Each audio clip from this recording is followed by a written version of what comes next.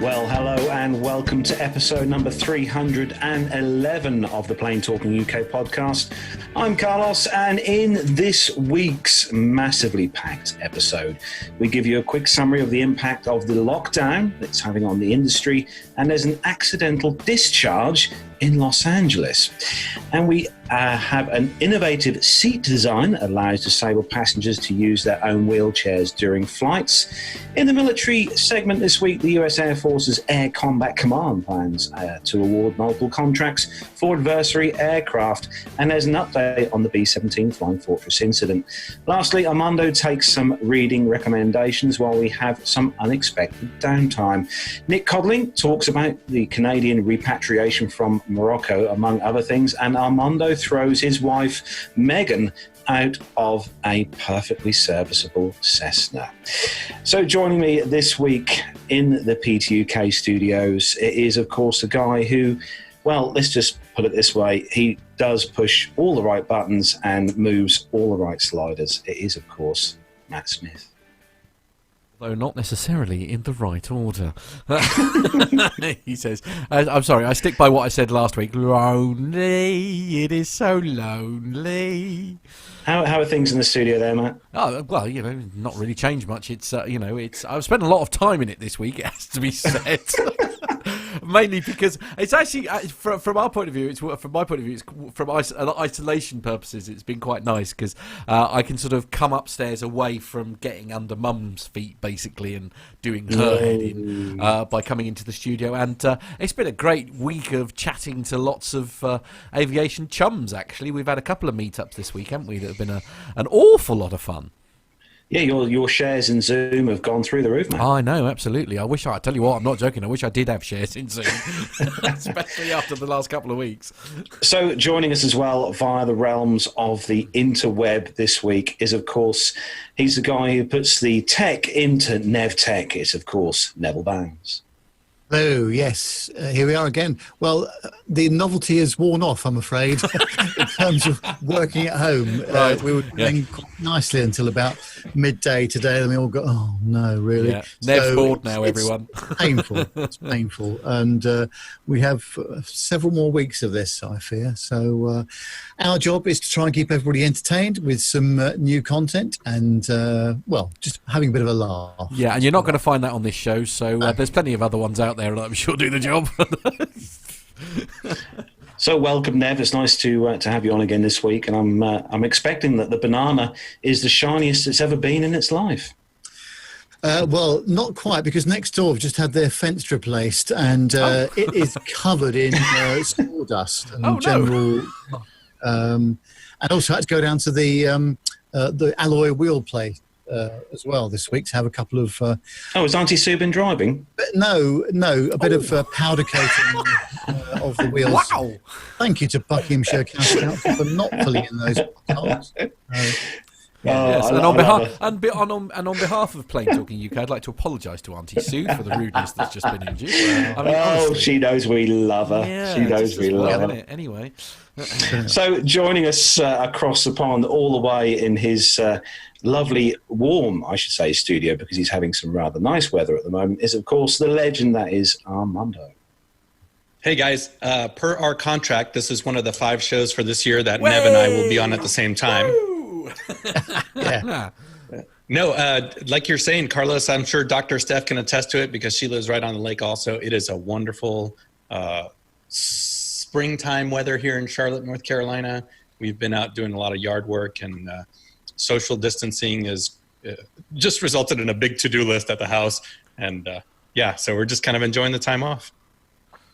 No, it's nice to have you on, as always, Armando. And I'm sure that the warm weather will continue, unlike the warm weather here in the UK, because Matt's just dropped a bombshell and said that the weather's going to be turning a bit naff this weekend.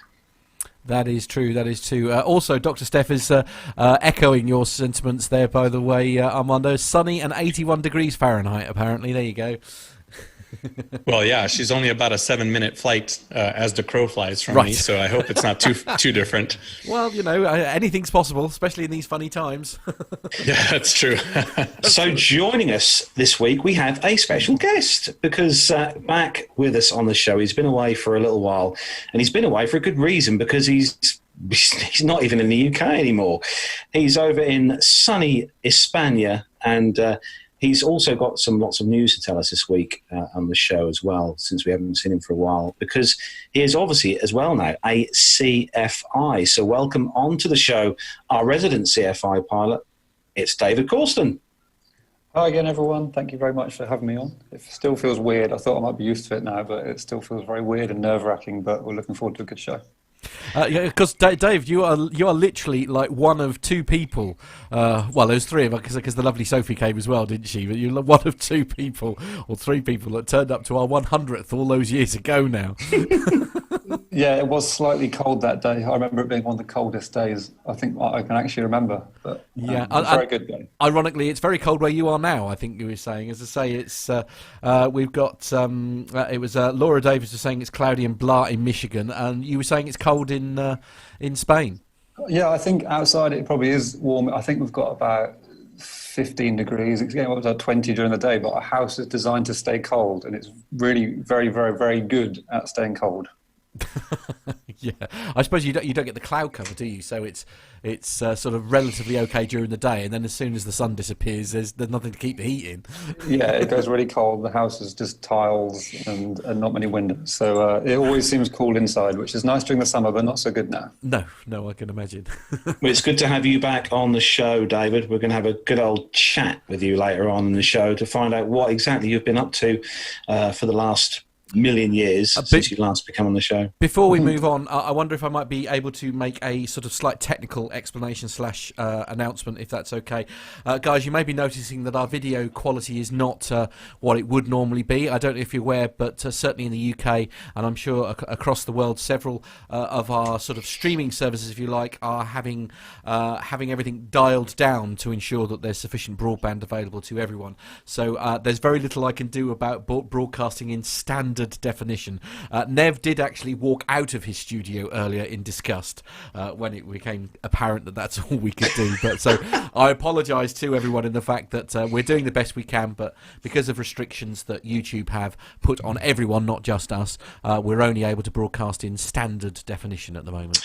Which, Gemma, if you're watching the show on the TV downstairs, on the smart TV, it will look no different to you because you're used to watching everything in standard definition. What are you trying to do? Are you trying to alienate the very few women that we have in our lives? First of all, Auntie Sue. Now you're picking on your own wife. Who else are you going to pick on tonight, mate? Come on. No, that's it. Yeah. No more. He's no a more. brave man, I'll guy. give you that. Anybody who spent more than 5 minutes with Gemma will know what a brave man he is.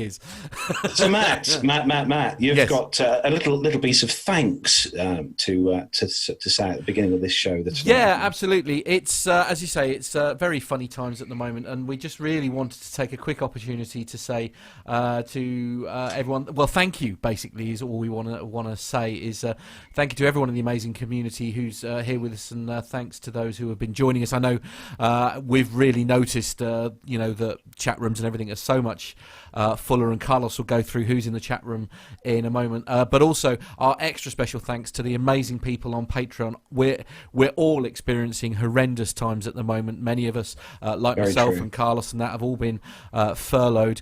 So especially to get a couple of extra patrons this week has been a real wonderful surprise. Thank you very, very much. I know there are so many better things that you could perhaps be spending your money on than what we do, but it's just really an opportunity to say thank you so very much. We're really, really appreciative. Thank you to all those who subscribe to our channel and also who favourite our show on their chosen podcast app, whether it be on iTunes or whatever.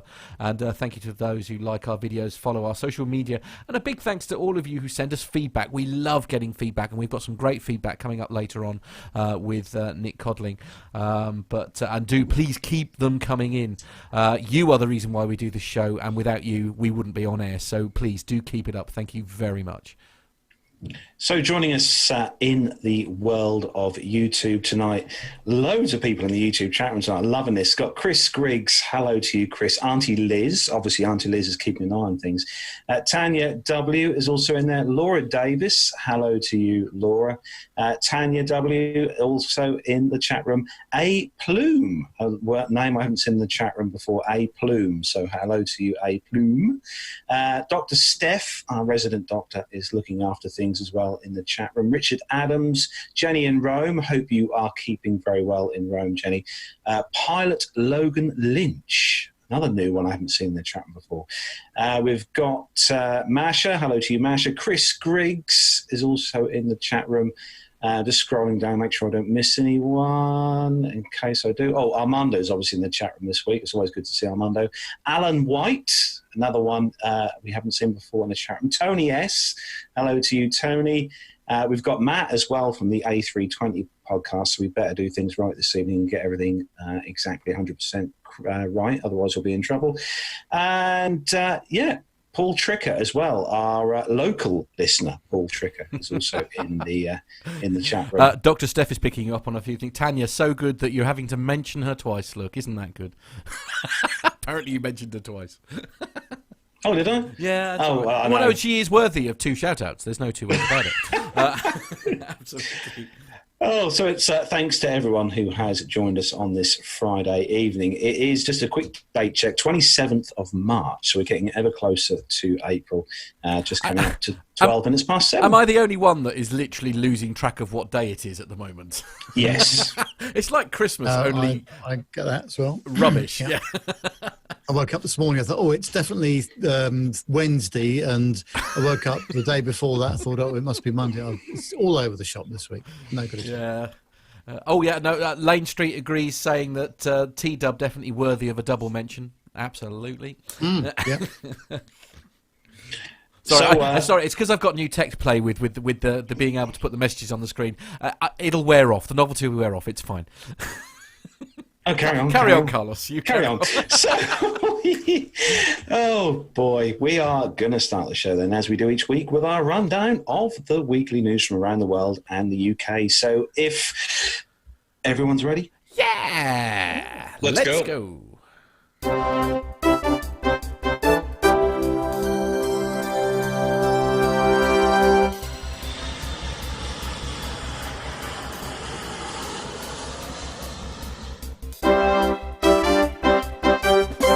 So kicking off this week's first news story. Well, it's a lot of news stories, really, because it's all to do with, obviously, what's going on in the world as it is at the moment. So we've got a few little condensed stories. I've got my class ready in case you mention that word.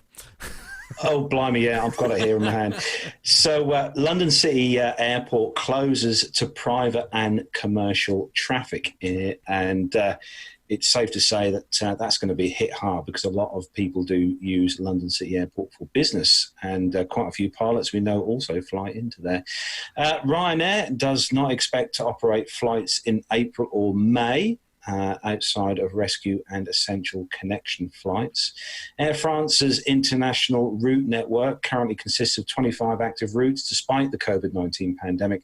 Besides its regular flights, the airline also conducts repatriation flights in collaboration with the French Ministry of Foreign Affairs.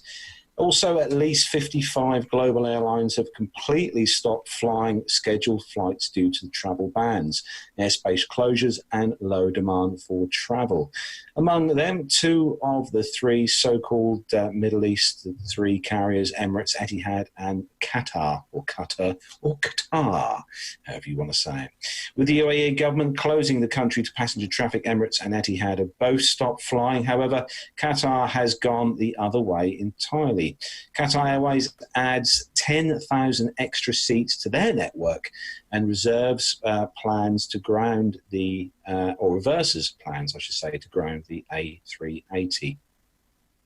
So it's safe to say it's been a bit of a busy week, what with the airlines, and it's sad, actually, I think, in some ways, because I do strongly believe that there'll be quite a few other airlines who don't make it through this whole thing. Thoughts, guys? Did you see that in the news, in fact, just tonight, that Virgin would like the government to get the checkbook out, and that's been met with mixed results, I have to say. Yeah. Yeah, and they've been flying some cargo flights as well, so cargo only. So they've been repurposing a 787 to do some cargo ops. Yeah, in fact, actually, Armando, we're sort of talking about the possibility of people, because you mentioned there briefly, obviously, that the government seemed less inclined to sort of help out the UK aviation industry, but that's not very much not the story in the States, Armando. Yeah, and I think so. Obviously, we're not going to make the whole show about this COVID-19 thing because I think everybody's heard it. Oh, hang on, he said it. Glasses, everyone. Sorry. One moment. Cheers, everyone. This is a big old. Excellent. Moving on. So I think the best thing to do, we'll just kind of talk about headlines like kind of Carlos did right there, and I'll talk a little bit about what's going on here in the U.S. and I think Nev, can kind of wrap up, because obviously if you're an av geek or even just kind of watching any TV or reading the news, that there's just so many stories right now on all of this going on that it was hard to curate the stories and kind of find what's relevant. So I think here in the US, what I picked out was, and even this stuff changes every day. We find a story on the 23rd, by the 24th, it had changed, by the 26th, it had changed. But here, some of the highlights: United Airlines cut their domestic capacity by 52%. They're only doing 6 international routes right now. Alaska Airlines is down. They cut 70% of their schedule.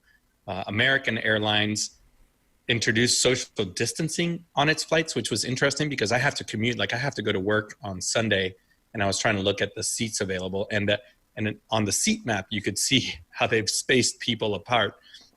So that's kind of interesting. But American Airlines itself is down quite a bit. They're talking about 75% of the JFK operation is canceled, 70% at LaGuardia, 53% reduction at DFW, which is their main hub. Delta, our thoughts are with our friends over at other podcasts that may fly for similar airlines, similar to Delta. See what I almost did there. They're parking 600 of their aircraft. And then up in Canada, Air Canada is offering unpaid leave to 600 pilots, lots of their ground crew staff. WestJet announced that it's going to keep critical routes open across Canada, but all in all, it's about a 50% reduction in domestic flights. And then, sadly, as you were just saying, Carlos, not everybody's going to make it. So Compass Airlines and Transstates Airline, which are both owned by Transstates Holdings, they are shutting down and ceasing operations. Compass, I think, is looking at shutting down in April. They were flying Embraer 175s for Delta, and Transstates were, they were planning a slow shutdown over 2020, but they're probably going to start going away much quicker. And in the Transstates Holdings, that only leaves GoJet. GoJet is operating the CRJ 550s for United Express. So our regional airlines are suffering just as much as the major airlines, and another pretty big airline, regional Mesa, based in Phoenix. They're flying for American and United. They're being looked at as potentially at risk right now too. So like we said last week, the landscape in aviation is just going to look very different. Even when it does start to recover, it'll be another cataclysmic event in aviation, and it's going to look a little bit different here in a couple of years. I think it was you who said a week ago, I think it was Matt, you said that there's even more aircraft parked up at Norwich now, I think you said it? Well, I thought there was. I think actually somebody was saying that they were parked up there actually for paint work or something, wasn't it? Because they do a lot of maintenance and stuff. There's quite a good workshop, I think, going out of Norwich. I haven't heard anything sort of different that. But I mean, I know BA and other such people. I mean, I think one of the tweets I was reading during the week, and they were saying that Cardiff seems to have become basically BA's car park. You know, a lot of BA stuff has been flown into there and sort of actually, Mike has made a good point in the chat room. I don't know if you can bring that one up on the screen about Captain Craig. Micah in the chat room has said that some of you might already know Captain Craig, who we all know, flew a leg from DCA to Boston, 1 passenger on the way up, 2 passengers on the way back. That was on a E175. Wow. Okay. So, actually, interestingly enough, again, actually going back to what we were talking about, Paul Tricker from Beccles, our only listener in Beccles, saying I saw a photo earlier of a load of BA planes parked up at Bournemouth as well. Yeah. I guess parking is genuinely a big issue, isn't it? In regards to, you know, because I think were we saying before the show that there's not a lot going on at London City? Well, what they're going to do is that they are closing London City until at least June, by the looks of things, obviously, because it's primarily a business hub, airport for, you know, short haul European operations, and of course they might need that runway for military operations because of the stuff that's going on at the Nightingale Hospital, which formerly called the XL Centre, which you and I know very well, is going to be turned into a 4,000 bed hospital. Which is, I saw that picture. Obviously, there will be no Costa coffee being sold there. I suspect. I suspect not. Would you? And then at Gatwick, they're reducing operations there considerably. Looks like they're shutting the North Terminal at some point, and that will be until the end of April. So, but as we were just talking to some aviation chums today, there's no point in keeping this stuff open with maintenance and ATC and all the rest of it if there's nothing flying or very few things flying. Yeah, that picture that Matt's got on the screen right now is amazing, isn't it? I mean, geez, I guess never say never, but what a sight, isn't it? And they are keeping 2 meters apart, so that's good. Oh, absolutely. I mean, you know, ensuring social distancing is being done to the max, isn't it? I mean, it's clearly the answer. Okay, we're going to leave you with just a few interesting tidbits and headlines that have come up as a result of the pandemic, because it's not all terrible news. El Al have operated its first direct commercial flight to Australia. Qantas have completed the first A380 flight non-stop from Australia to London. And Aer Lingus have flown to Asia for the first time, with pilots volunteering to bring back medical supplies. Wow, now, is that, interestingly, the last one there, the Aer Lingus one, is that really the first time that Aer Lingus have flown from Asia to, Aer Lingus have flown into Asia? Is that really the first time? I'm assuming so. I know they do a lot of flights to the US and obviously around the UK, but I'm assuming it's the first time to Asia. Yeah. Oh no. Apparently, yes, it is. It's all right. The producer has just been in touch. He said yes, it has been fact checked. That is indeed the truth. Well, I'm amazed. I couldn't help but be surprised by that. Now, but the first A380 flight non-stop from Australia to London is the I mean that's a long flight, isn't it? How long must that be? Well, if they're going from I would imagine if they're going from Melbourne or Sydney, best part of 22 hours probably, but probably not with a full load, I would imagine. Obviously, they have operated, they were operating, in fact, I think they are still operating from Perth with the 787 aircraft. But it's all about load factors and also keeping close eye on the winds as you get towards Europe as well, because you don't have to stop off in Frankfurt on the way back for a splash and dash, do you? Really? Well, no, quite. Forgive my ignorance there. El Al, who are they? That's the Israeli national airline. Okay, right. Gosh. So I suppose that's it's not like flying from, because I guess areas around that area are quite often used, airports around that area are quite often used as a base, aren't they, for like a stopover, if you like, to change flights. A lot of Middle East airports are used as a sort of a bit of a halfway house. Well, it's like Dubai's used quite regularly, isn't it? As well as where am I thinking of? Kuala Lumpur, isn't it? That's quite often a stopover place for either there or New Zealand, isn't it? So moving on to the next story, and Armando, this is a posh jet story. Yeah, Pip and I were talking about this. I was talking about it in our sort of group chat that we had the other day. This particular news story is from Yahoo News. It's 5 days old now, so it's dated. But the wealthy are flocking to private jets as the pandemic spreads and airlines are suffering. So with the maelstrom of the pandemic, one sector of the industry favored by the wealthy is thriving, which is private jets. Fears of massive bankruptcies, calls for emergency bailouts have swept global carriers in recent days, with one top U.S. official warning that the outbreak threatens the industry even more than the September 11th attacks. For Richard Zayer, CEO of a U.S.-based private jet charter company, the emails and phone calls just keep coming.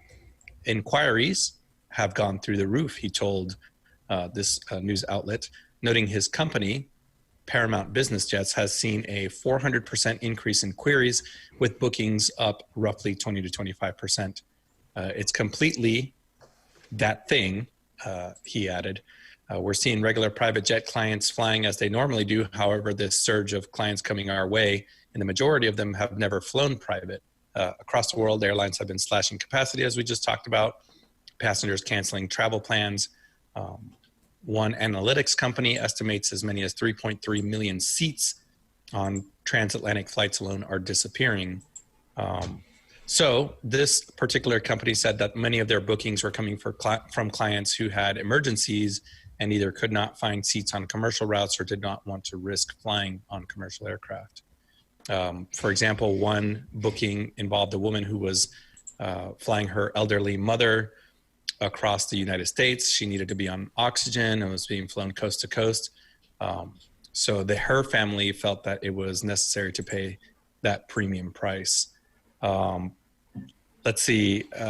There was another story from Chinese students paying $20,000 for private jets out of the U.S. So there's plenty of these stories going on, but a good point that Pip had was, if you have the means to do this, that's great, but the travel restrictions still apply. So if travel is restricted for certain nationalities coming in and out of other countries, a private company can't really get around that, because you still have to go through customs when you land at one of these airports. But I mean, we have a lot of friends in the community, a lot of listeners in the community who are going through tough times flying for regionals and majors. I'm on quite a few of the private and charter job boards, and those jobs are still coming up. Part 91 and Part 135 private jet companies are still hiring. So if you find yourself in a position where you're looking for other employment right now, take a look over at the charter business right now, because they may be a good place to hang out for a little while till you can get back into the airlines. I will say, since we were monitoring the chat room, Pip does say it seems to be a little bit different in Europe. So apparently the travel restrictions in Europe may be precluding this kind of surge in business aviation, but apparently here in the U.S. it's still we don't have those same travel restrictions between countries, and certainly interstate and intrastate you can still travel. So maybe that's why we're seeing it over here and not so much over there in Europe. So Nev, story number 3 on the list is regarding some accidental discharge. Yes, obviously a lot of opportunity for innuendo. In your endo, yeah. It's on simpleflying.com, and simpleflying.com has just started to follow me on Twitter. So they're obviously desperate for more followers, clearly. But it says that an unusual incident occurred at Delta Airlines' new hangar at Los Angeles International Airport. Earlier this week, there was an accidental foam discharge. This caused the whole hangar and the ground outside to end up covered in foam. The thick substance towered up to the wings of the Atlanta-based carrier's smaller aircraft within the hangar.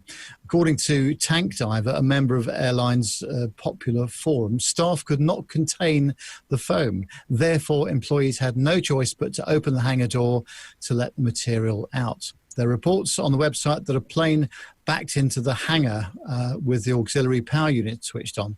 This may have triggered the fire suppression system, forcing the foam to be dispersed. Nonetheless, there most likely would have been some sort of heat within the building to cause the incident to occur. Alternatively, a sensor could have gone rogue, it says. Staff at the site must have been panicking whilst the foam spread across the vicinity. Regardless, at least the aircraft here got a squeaky clean polish out of it. Delta operates at LAX's Terminal 2, 3 and Terminal TB, which is Tom Bradley International Terminal. The airline formerly departed from Terminal 5 and Terminal 6. However, it switched in spring 2017 as part of a $1.86 billion plan to improve operations in the Californian city. Simple Flying reached out to Delta for comment on what happened at the LAX hangar.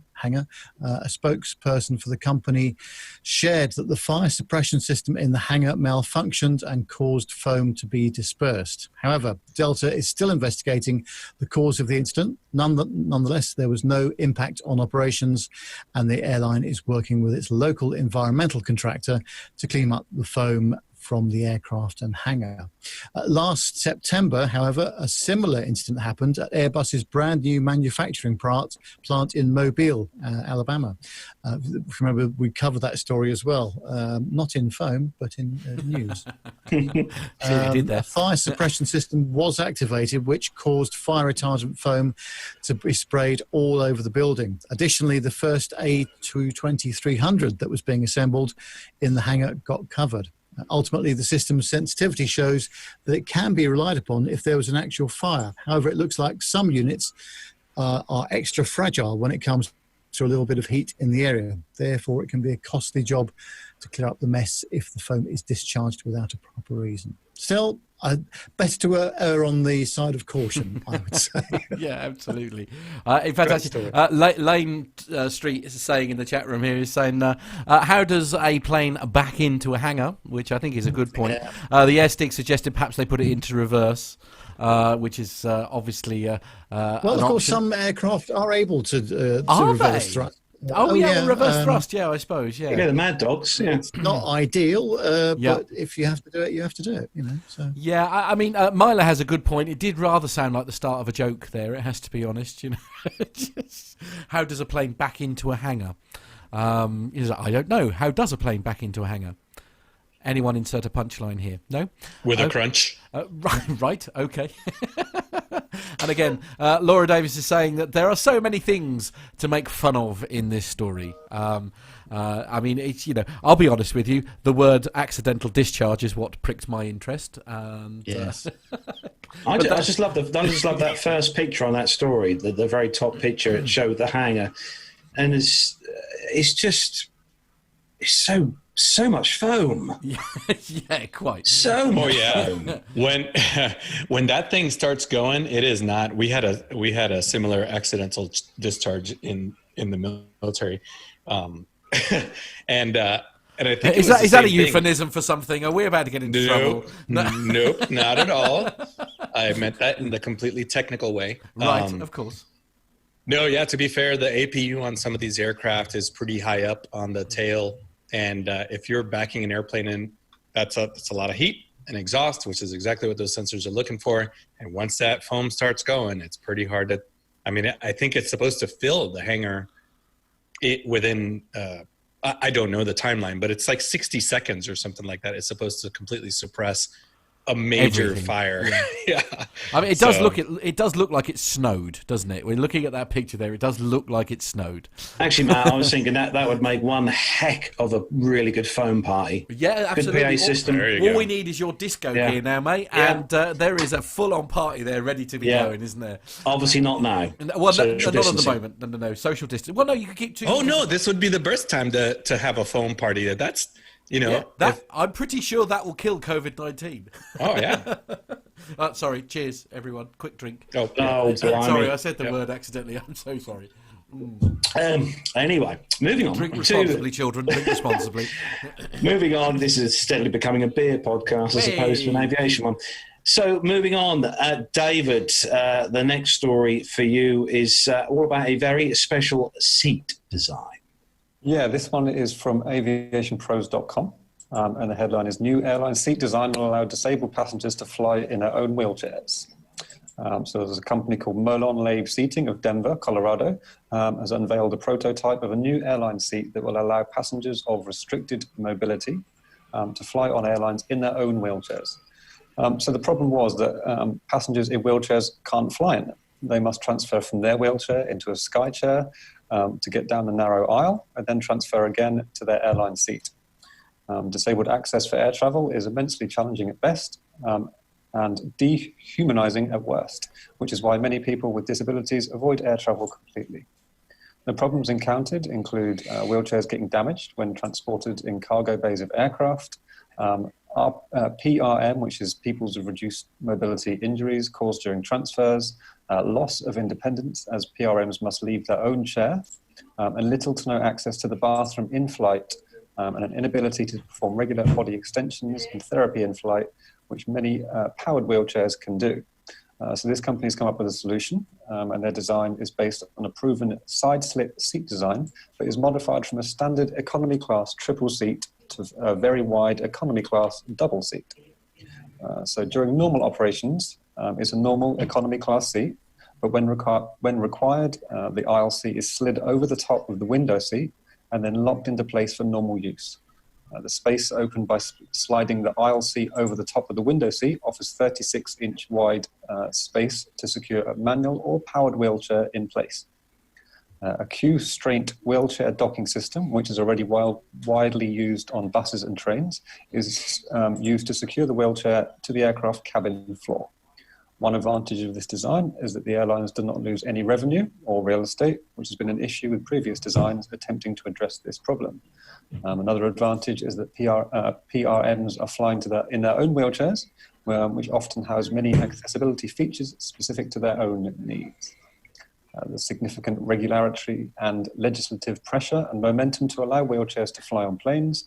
In September 2019, the US Department of Transportation announced the formation of the Air Carrier Access Act Advisory Committee. This is established pursuant to the FAA Reauthorization Act of 2018. The goal of the committee is to essentially improve the air travel experience of passengers with disabilities and increase its access to air travel. They've launched a GoFundMe campaign as well to expedite the design, engineering, analysis, and certification of this seat. And they say that it costs millions to design and certify an airline seat.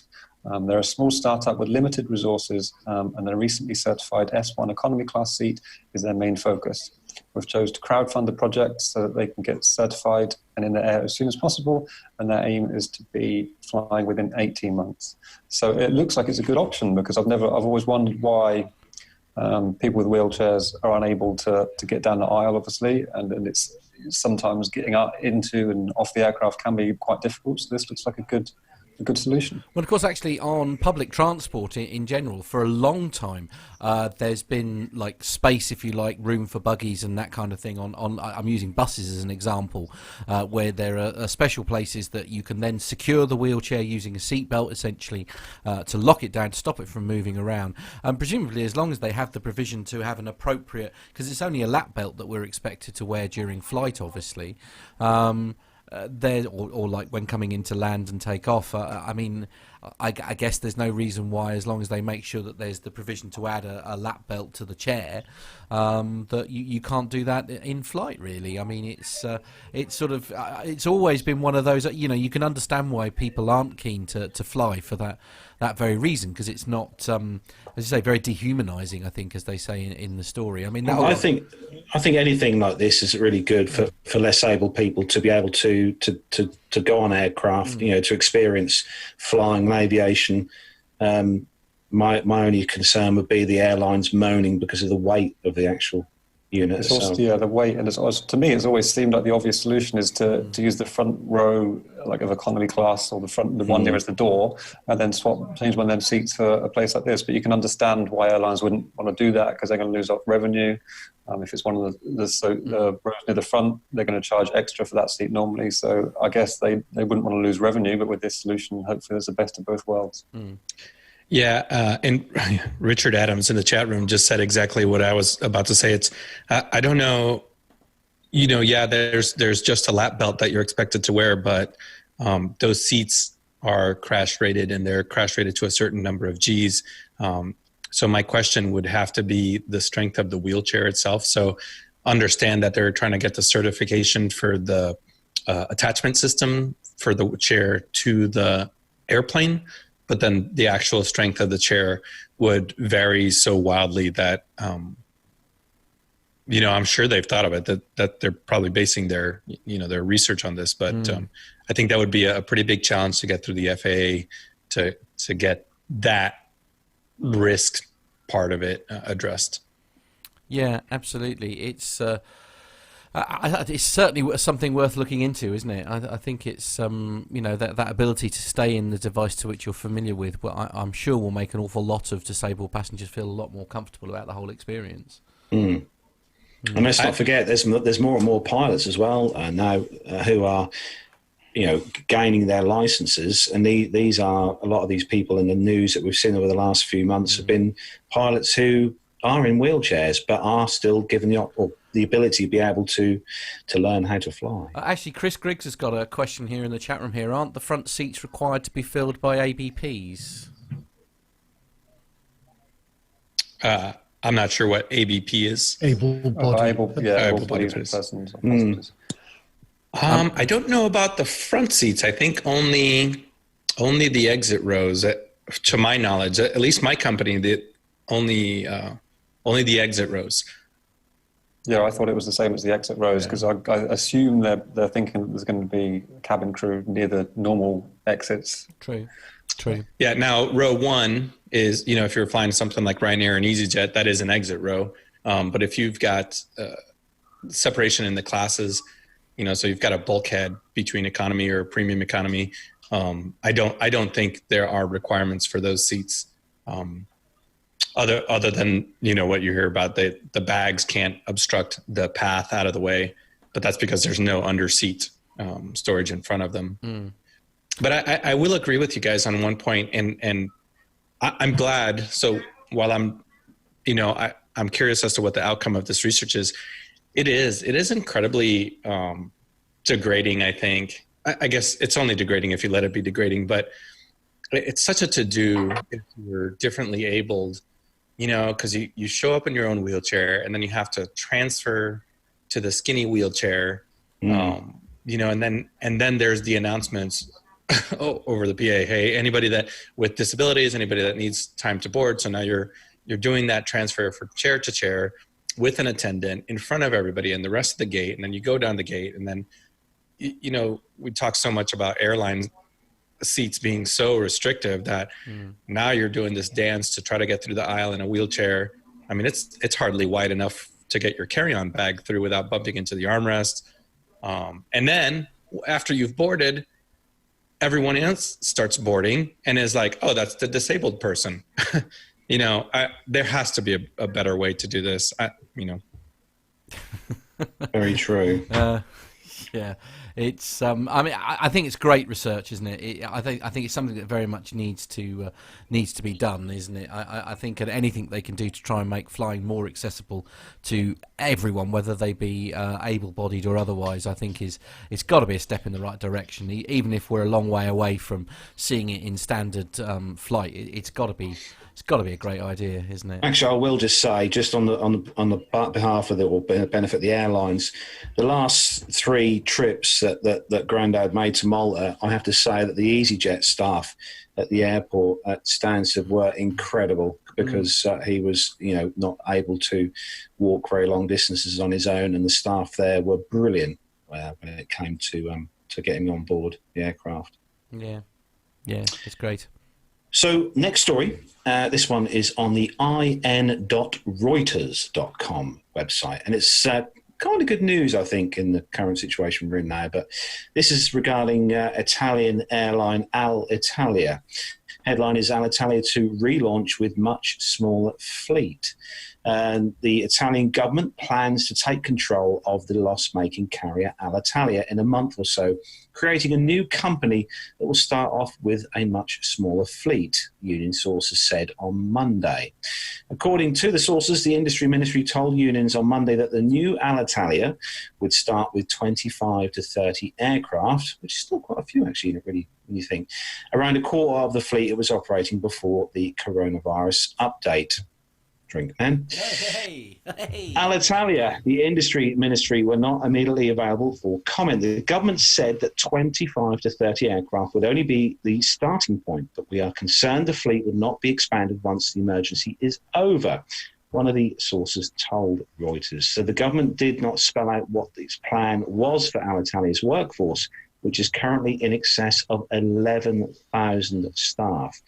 A meeting between the industry, transport and labour ministers and the unions is scheduled for March the 30th, the USB union said in a statement. Even if we acknowledge a serious crisis that the country is experiencing, the new Alitalia should be created with the idea of developing and increasing its flights once the emergency is over. The GGIL and the FLIT union said in a joint statement that the two unions said they have asked the government for details about the carrier's business plan, adding it should protect jobs. The loss-making airline is currently operating 100 flights a day, core of its normal activity due to the virus outbreak. The government last week approved a decree allowing it to put the airline under state control again after 11 difficult years of private management. It is earmarked 500 million euros, or $537 million for the whole airline sector in Italy. But government sources said the bulk of the money would go to Alitalia, which is rapidly running out of cash. Now, I will say, the story does go on a little bit after that, but I'll tell you, one of the things that Alitalia could do is change their livery, because I don't think has Alitalia changed their livery in the last 20 years? Nev? Not sure. I don't think they have. Do you think by doing that will save the airline? No, but it will just make the aircraft look nicer. Right. Okay. Fair enough. Wow. Okay. Yes. I mean, it's a good point, Nev. At the end of the day. Yeah. No, this is good. I mean, I hope this all goes ahead, because obviously with the way things are now in the world, obviously this came out Monday, and whether, depending on how long this thing goes on, I'm not getting drunk yet, guys. Depending on how long this thing goes on, is this still going to be viable in 2 or 3 months' time? I mean, it's an odd time to be to doing something like this, but then I suppose you either let it fold or you do something about it now, don't you? I mean, they've obviously got a vision for it, and they think they can pull it off, I guess. Actually, our resident fact checker and producer of the show has said that the livery was updated in 2015. Oh, very good. Absolutely right. Thank you, John. Yeah, that's the way forward. Okay, on to... So, yeah, on to the next story. And Armando, this one is, it's all to do with those tough IDs. Yeah, or real IDs. Here in the United States, each state determines its own standards for identification, usually a driver's license. So this originally was going to go into effect in October of 2020. And from the government website, it says the Real ID Act establishes a minimum security standard for license issuance and production and prohibits federal agencies from accepting for certain purposes driver's license and identification from states not meeting the minimum standards. For example, some of the purposes for the act or for this new Real ID was to access federal facilities, entering nuclear power plants, which we all do, and boarding federally regulated commercial aircraft. So because of everything that's going on, the Department of Homeland Security has decided to push back the enforcement deadline from October 2020 to October 2021. This is essentially an enhanced driver's license. It is supposed to be compliant with legislation passed by Congress back in 2005. So the federal, state, and local response to the spread of the coronavirus here in the United States necessitates... Sorry. I know. I was going to see who picked up on it. I'm sorry. I've got my glass. Cheers, everyone. Yes. Drink responsibly. Geez, and we're only 35 minutes into the show. Yeah, never mind. Let's see. Excuse me. Whiskey was maybe a bad choice. Yeah. So the states across the country are obviously closing their access to their Department of Motor Vehicles, where you get your license issued. So this would preclude millions of people from applying for and receiving their Real ID. So this was originally a big issue, the Real ID Act, because it's hard to mandate anything across all the states in the United States. But this was particularly difficult because not everybody had the necessary documents to produce it. If you've never had a passport or a reason to have a passport, then that was one of the documents. Many people don't have their birth certificates or a social security card. So it just varied state from state what you needed to produce to get an ID card. So this allows everybody out there just an extra year to go get a Real ID. And for all intents and purposes, the thing that you're going to use it, unless you work in a nuclear facility, is to board aircraft. So there you go. You got an extra year to do this. Yeah, actually, Laura Davis is saying in the chat room here, she's saying, actually, I think I'm going to get my passport first and then update my ID, since I need to do both anyway, and it seems easier that way in MI. South Carolina. In Michigan. Yeah, absolutely. Dr. Steph, she's saying that SC, which I presume is South Carolina, is that correct? Yeah, she's in South Carolina. There's hope for me yet. Make it super easy. Just an online application and $25. You don't even have to go into the DMV. Woo! Yeah, exactly. So each state has a little bit different way to do it. Mine wasn't terribly difficult, but I had the necessary documents.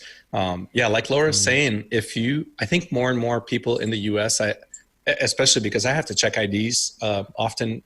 If we're not flying into a TSA airport, which we don't always have TSA routes. For example, if you fly, we have a couple routes out of Dallas Fort Worth, and there are two regional airports that don't have any TSA screening. So those flights have to go into the corporate terminal.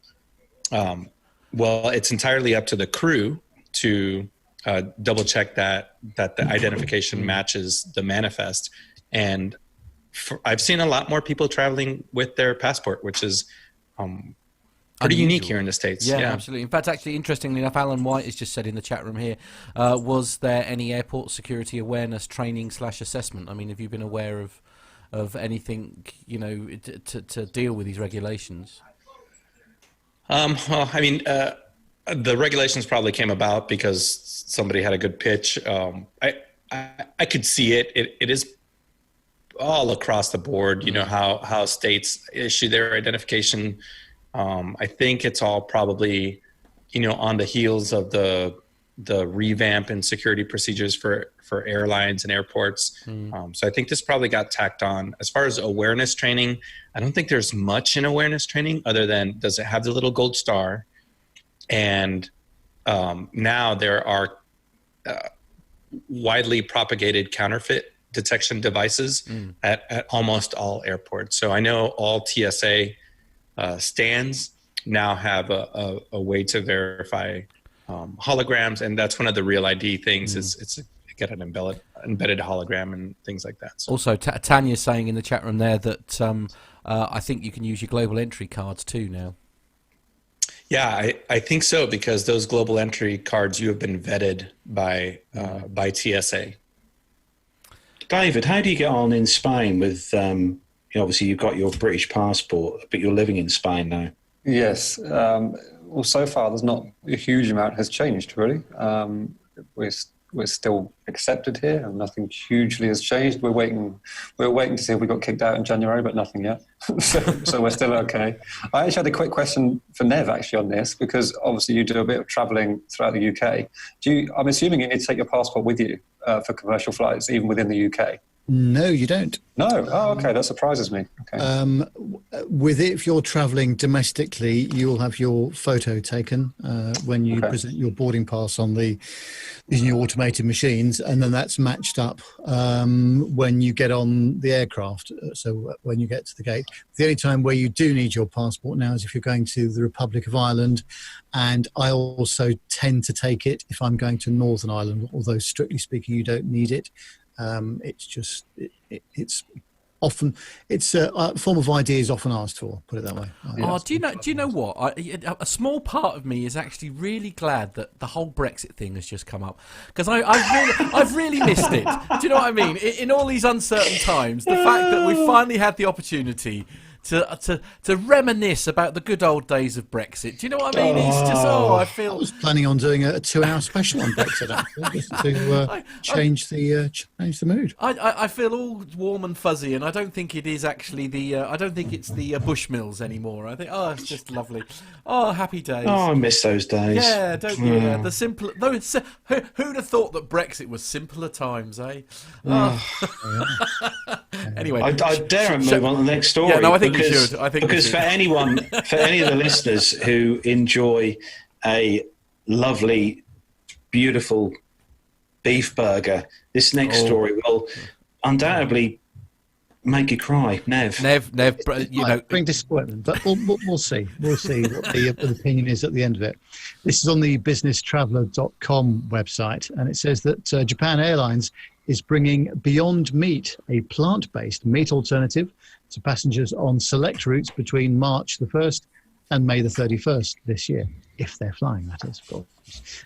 The Japanese carrier will be serving Beyond Meat's Beyond Burger to its first-class customers traveling from Los Angeles and San Francisco to Tokyo. The details of the routes this will be used on will be Los Angeles to Tokyo Narita, LA to Tokyo Haneda, and San Francisco to Tokyo Haneda. Founded in 2008, Beyond Meat offers plant-based burgers. The company has products designed to simulate chicken, beef, and pork sausage. Beyond Meat's portfolio of of fresh and frozen plant-based. Oh no! Oh no! Anyway, you get the idea. They're really going for this in a big way, but also a number of airlines have started to offer plant-based meat alternatives on their flights to meat shifting consumer preferences. I see what they did there. Yeah. And last year, Hong Kong flag carrier Cathay Pacific served a plant-based pork alternative called Omni Pork. I'm so sorry. This is a serious story. There's just too much innuendo for my life. in your endo.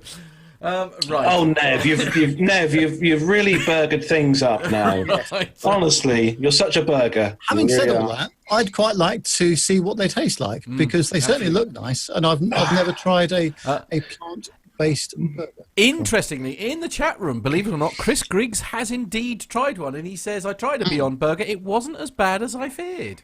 Okay. Which is a surprise. Dr. Steph, I'm just trying to find it because I think it was a little bit earlier here. That's the trouble with a very busy chat room. It's difficult to find stuff. Dr. Steph says, I will say I tried an Impossible Burger in Vegas. It was amazing. Couldn't actually tell the difference. And I must say there's a few people I know who've tried in the UK here. Burger King are offering a plant-based alternative, and several people that I've spoken to who have had it have literally said can't tell the difference. You know, it does make you wonder though how much meat was in the burgers originally. I mean, there is that controversial argument, I suppose. I mean, you know, also though, I mean, again, interesting point from the lovely Miley. You can always rely on her for sensible comment. Saying, I wonder if all that processing of food makes things any more healthy. Yes, in fact, actually, Micah, he's had one as well. He says that I've had a plant-based Whopper at Burger King, the Impossible Whopper, and it tasted no different. So, well, tomorrow I'm going to be cutting the grass, so right, I'm going to try and. You're going to turn that into a burger, are you? Yeah. Okay, I'm not quite sure that how that works. Also, again, Dr. Steph says, what do you have to do to plants to make it taste like meat? I don't know, salt and pepper. Maybe a little bit of light seasoning. I don't know. I'll ask Mum. She knows the answer to all these things. She's good at food. So anyway, moving swiftly on from the plant-based story, Mr. David Coulson, you're taking the next story, and it's all about a big one, aircraft. Oh dear. Yes, this is from flightglobal.com, and it's the AN225 returns to flight after modernization. The Antonov has restarted flights with the AN225 outsized transport after a period of absence during which the aircraft underwent modernization.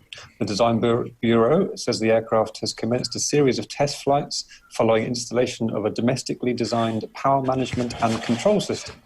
Departing from the Gostomel airfield near Kiev on the 25th of March, and the AN225 conducted a sortie of just under 2 hours. The AN225 is a 6-engined, twin-finned derivative of the AN124 and is the world's largest operational aircraft, and the airframe is the sole example.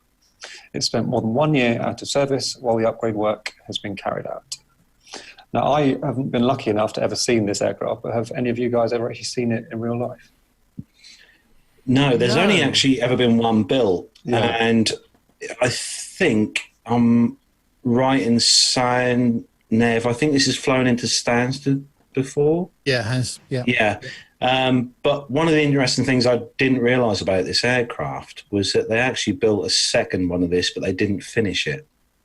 Yeah, it's still waiting to be completed. Apparently, they've kept the airframe, and it's there ready to be completed if they get the investment for it. But this actual airframe its first flight was in 1988, so there's no wonder it's needed some modernisation.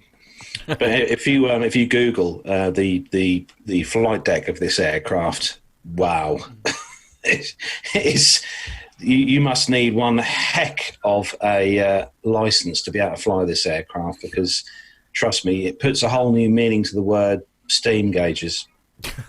I've seen a couple of videos on YouTube with this. Yes, you're dead right. And also, I think I don't know whether it's Bridgestone or Michelin that supply the tyres for this aircraft, but they must be very pleased with themselves when it needs to have new tyres fitted. It's got so many.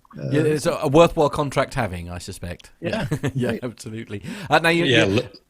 Looking at the pictures, Carlos, it appears you need 4 flight engineers to operate this, or maybe one of them as a navigator, but that's 2 pilots and 4 flight engineers up in the flight deck just to monitor all the systems. Wow. It is amazing. We need to try and if we could ever try and source a pilot of one of these aircraft to come on the show, because that'd be because the flight deck is huge. Yeah, the actual flight deck itself is just massive. But it does sound fascinating. Now, you're talking about flying here, Carlos, and obviously we were having a conversation last night where you'd spent a significant amount of time playing a certain flight simulator, and that sort of leads nicely into the next story. Yeah, this one is on the PC Gamer website, and obviously for lots of us across the globe, we are all on lockdown and we've got to stay at home and blah, blah, blah because of the C word. But I'm sure a lot of you do have PCs or good gaming PCs and may well have either Microsoft Flight Sim or, as I fly here in the office, X-Plane 11. But Microsoft Flight Simulator have got updates on for their new game, which comes out later. It should come out, hopefully, later on this year. They keep pushing the dates back for when this new version of Microsoft Flight Sim will come out. But Microsoft Flight Simulator will draw from air traffic data to simulate the skies exactly as they are in real time, according to the story. First of all, the air traffic data will simulate most, if not all, of the aircraft charting the world at any given moment. And if the game goes offline, AI will take the reins temporarily. Meanwhile, if players choose to access the live players mode, weather will also be simulated according to real weather data, which actually X-Plane 11 does very well. So in other words, if you're flying through storms over Paris, that will be because there are actually storms over Paris. Live players will be the main simulation component of the game, but there's also all AI players filter, which lets you control pretty much everything about the simulation, including the weather. This means will be best for folk who just want to fly around and explore the world, rather than get grilled by other players for not being real enough. I know that from last night. And it's also worth noting as well that I was looking at some of the specs, the requirements of this new game to be played on a PC. And it's safe to say, Matt, that you're going to need a fairly well processing powered laptop with lots and lots of RAM and a good graphics card to play this game. I am literally only aware of one laptop that would be man enough to play the new version, and that is actually the one that belongs to our producer John. That's literally the spec, and the spec on that machine is beyond ridiculous, and it only just meets the minimum spec. I mean, it's great. I mean, I popped some of the pictures up there. I mean, it looks like the graphics are gonna be amazing. I mean, it is. I mean, amazing. Even the one that you've got is pretty damn good, isn't it? Yeah. They're both on a par with each other, really. I mean, you know, I had the original, the old Microsoft Flight Simulator X when it came out. And X-Plane kind of went further on from that with the graphics wise and showing the actual aircraft movements and everything like that. But seeing the videos which are on YouTube of the what's going to be, obviously this game is going to look like when it comes out. They've even got, if you watch one of the videos, it shows a Cessna 172 and from the kind of pilot's eyes, and it even shows the actual instrument housing and stuff rattling and shaking as you're going down the runway, which, as everyone knows who flies a Cessna 150 or 172 will know, they all vibrate and rattle around everywhere when you're going along a not very well paved runway. But Armando, before you went back to the States, you had a fairly good sim set up in your house. Have you managed to put that all back together again in the US? No, unfortunately not. I had a X-Plane 11 set up with a pretty fast gaming laptop, and at the time I had I think a 55-inch monitor attached to it, but I also didn't have a television, so that was it. And that's how I spent most of my time. I've talked about it before, but I didn't get a lot of opportunity to fly IFR or IMC in the UK. Mostly because the regulations didn't allow it. So even though I was completely certified here in the US, over there in the UK, when I was flying for general aviation, I could only fly basically up to PPL privileges, and that was restricted to day VFR.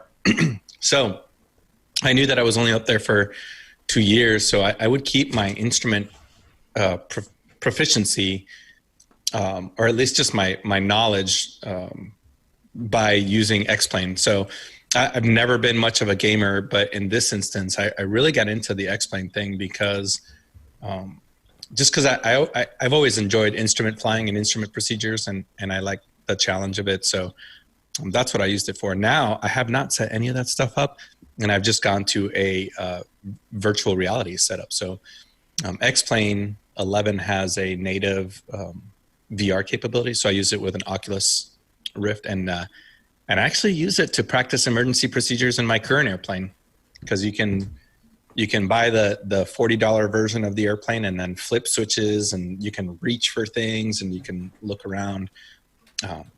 So I think it's actually good, not just for gaming, but for actual pilot proficiency. I am curious what this new flight simulator, Microsoft Flight Simulator, is going to be like. I think it's just going to.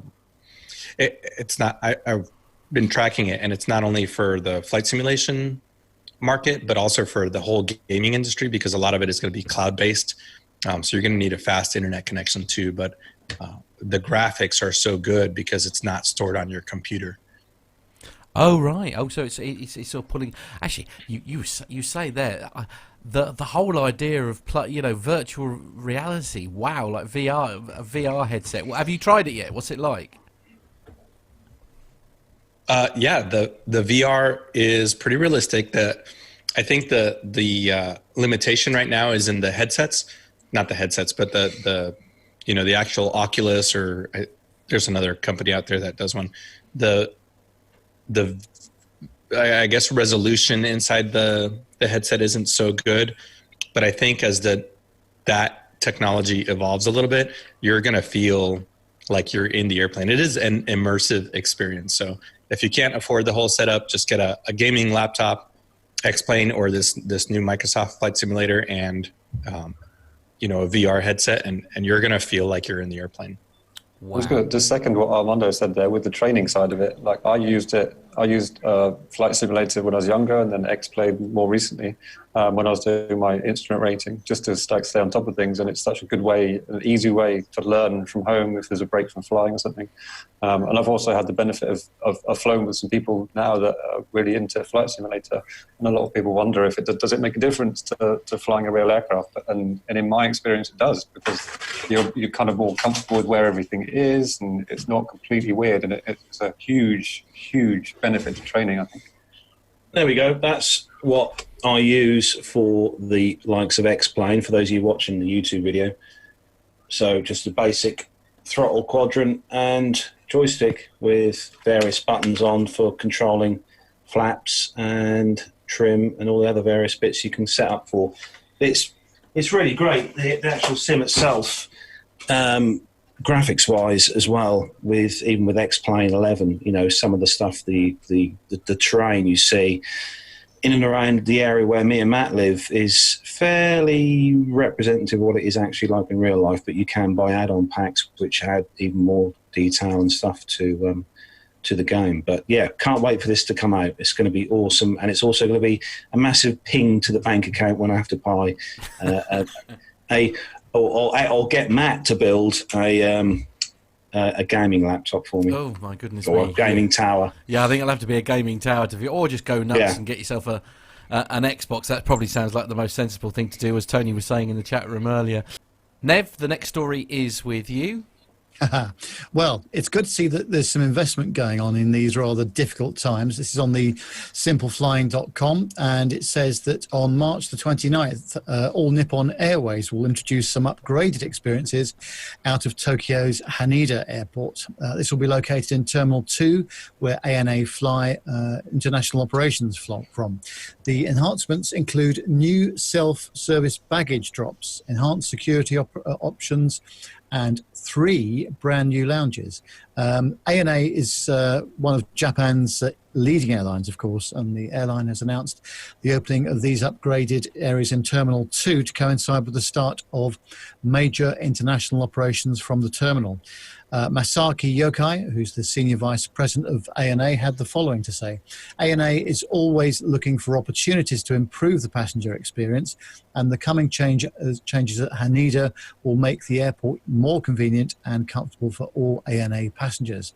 The 3 revamped lounges underscore ANA's commitment to superior comfort and culinary excellence, and the new technological features at Haneda will also be a significant step forward. We're doing all we can to not just keep pace with industry changes, but to stay ahead of the curve. Well, the new lounges are the ANA Suite Lounge, ANA Lounge, and ANA Arrival Lounge. All are designed by a leading Japanese architect. With seating for 360. This is in the ANA Suite Lounge. This is a large lounge with multiple areas. Inside the lounge will offer mesh partitions inspired by the famous shoji partitions of Japan. On the third floor, there will be the live kitchen. Here, passengers will be able to order food prepared from a chef. Food options include omelettes in the morning with a choice of toppings, and for dinner, sushi. There'll also be a noodle bar, an a la carte dish option, and a seating area for dining. On the fourth floor, there will be a bar. Interestingly, this is the first ANA Suite Lounge to have a bar counter with seating for passengers in front of a barista or bartender. Excuse me. In the morning, coffee and espresso will also be available. And from the afternoon, a bartender will be available to prepare your choice of over 20 cocktails, wine, Japanese sake, and more. Also on the fourth floor, ANA will have a napping area with 6 beds and 5 reclining chairs. Next to this napping area are private booths with televisions. The fourth floor is also where the lounge entrance is located. The design here is based on traditional Japanese gardens and bamboo forests. Moreover, there is a wheelchair accessible counter for passengers who have disability. The ANA Lounge itself, the massive lounge, can accommodate up to 900 people. As in the Suite Lounge, the ANA Lounge will have a buffet area with chefs and a noodle bar on the fourth floor. There is also a bar area on the fourth floor with booth seating. Here, passengers can also indulge in a varied drink menu. There are also 24 booth seats for passengers who desire some privacy. Some of these are larger to accommodate parties of 2. And for kids, there'll be a kids' room on the fourth floor. This is a safe and secure environment for children to play in. And lastly, ANA is opening an arrival lounge, which will be open from 04:30 to 12:30 local time. This space is designed to offer customers a chance to refresh after a flight. There are seating areas with this option to consume light meals and beverages. There are also 18 shower rooms for passengers. However, there is also an interesting feature in the lounge where ANA will offer a footbath area with an ocean and a runway view. So overall, the company is opening 3 new lounges from March the 29th. So that's tomorrow, isn't it? Day after tomorrow. With the opening of these new lounges in Terminal 2, however, the ANA Suite Lounge and ANA Lounge in Terminal 3 will shut down. These new lounges come after ANA has significantly invested in improving passenger experiences during and debuting some new onboard products. In addition to all of this, at the Terminal 2 departure areas, ANA is offering self-service baggage drops, enhanced security machines that are more efficient, and new check-in areas for first class and elite passengers. Well, if Matt was showing some pictures during that, there's some impressive construction there, isn't there? And it looks very, very classy indeed, isn't it? All 3 of those lounges look absolutely fantastic. Do you know, I wouldn't mind sitting there for a little while, I have to be honest, you know. Yeah. Actually, I was going to say, Nev, all the lounges that you've been in across the globe, obviously most of which are BA lounges, who does it best out of all the lounges you've been to across the globe, as in for comfort and for amenity? Yeah, let me think. American in New York is quite a nice one. Cathay Pacific at Terminal 3 at Heathrow actually is quite a nice one. That's pretty spacious. The trouble is that everybody's getting all this status now, so it's far busier than it used to be. Although, of course, with what's happening at the moment, I think that most people may lose some of their status, and therefore later in the year it might be a little bit quieter. But they certainly, it's an important part of the experience for a lot of people. You know, these people are spending a lot of money on business and first class flights, and so the lounge experience is important to them. Absolutely. Listen, before we move on to some audio feedback from Nik Codling with some great details, actually, now we've seen something interesting that was brought to our attention by Captain Al of all people that was brought to the table. You'll see why that's a pun in a moment. When we were having a chat earlier in the week, and he said, I know many of you miss air travel. On one of the forums online, Flyer Talk, we found an interesting thread for similarly minded people. If you're missing out on your favourite airline meal, why not recreate it like like some of these people have. These are just some of the things that we've seen on the forum. And my challenge to the chat room is can you do any better? So look, here we go. So here's an example, right? So Nev will be familiar with this. This is your finest airline food here. So this presumably is what Nev would expect whilst he's in seat 1A. There we are.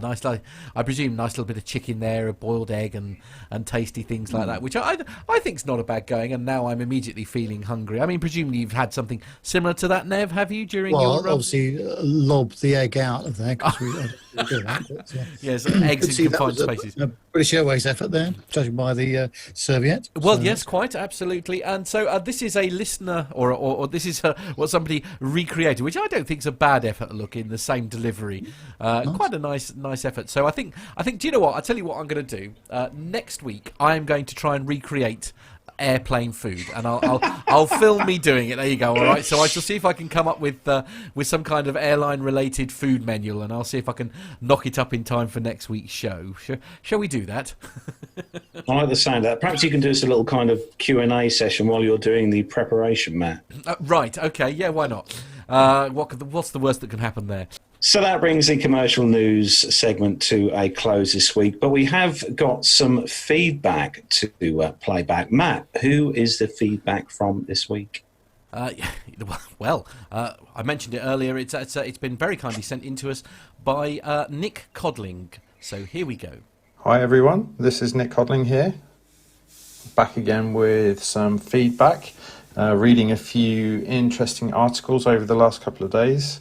My new favourite website at the moment is Simple Flying. Lots of great information coming out of those guys every day, and some really nice articles recently.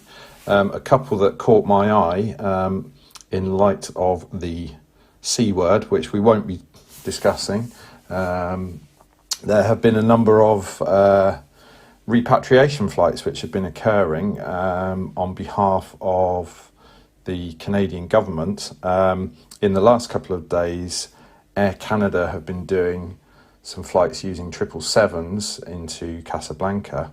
I'm not sure why there seems to be so many Canadian people in North Africa at the moment. Maybe they're all on holiday there, who knows. I'm sure it's a lovely part of the world to go and visit, and I must go there myself sometime.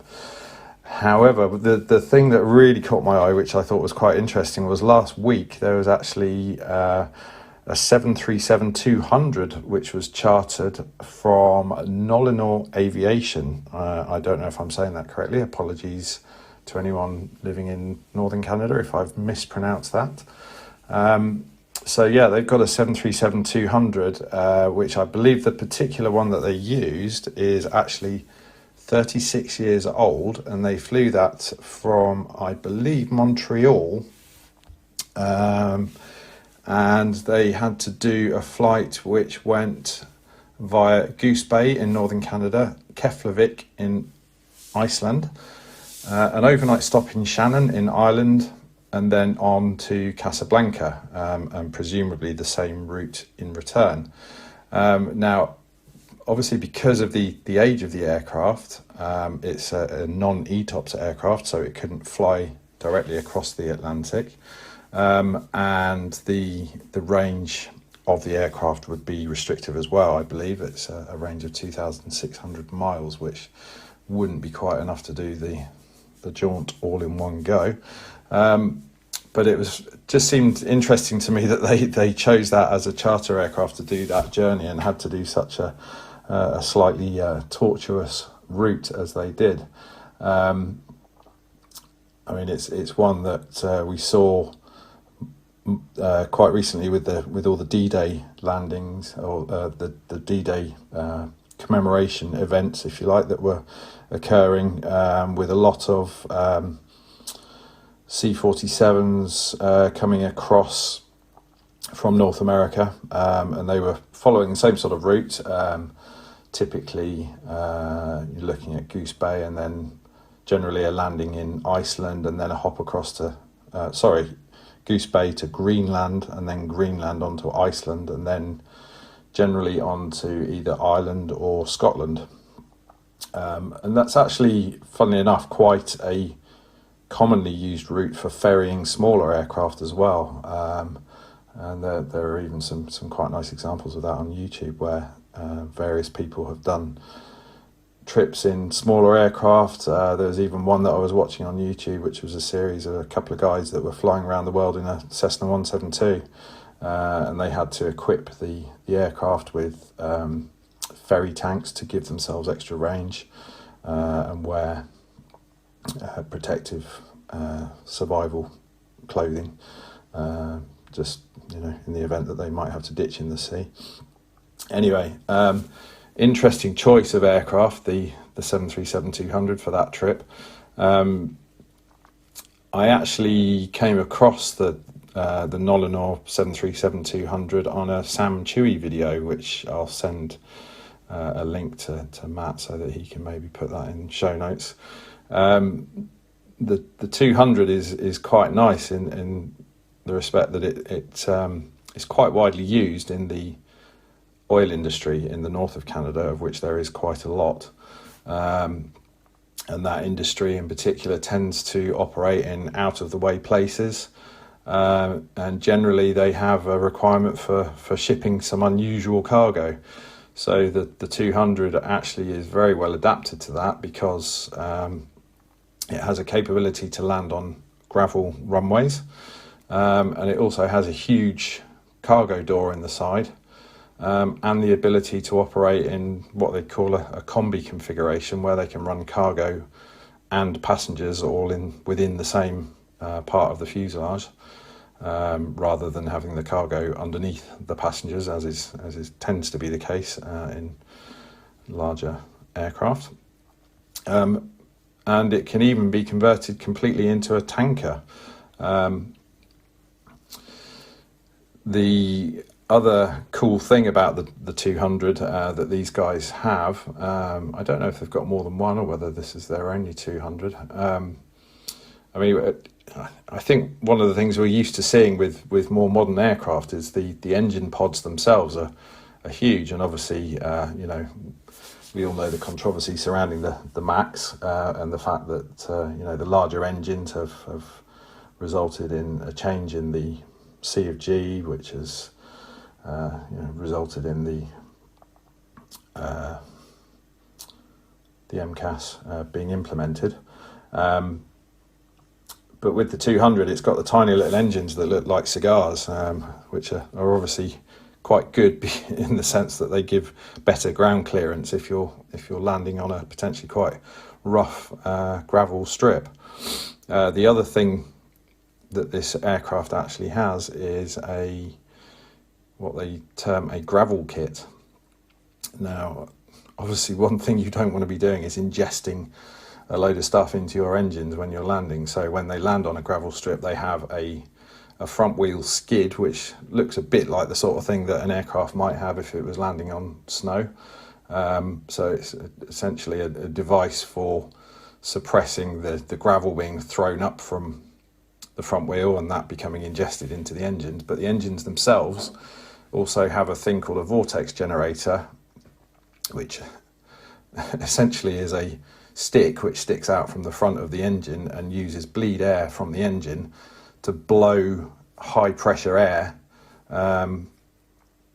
around the sort of the inlet of the engine to effectively deflect any gravel or debris that might be thrown up in the direction of the engine and stop it entering the incoming airflow of the engine.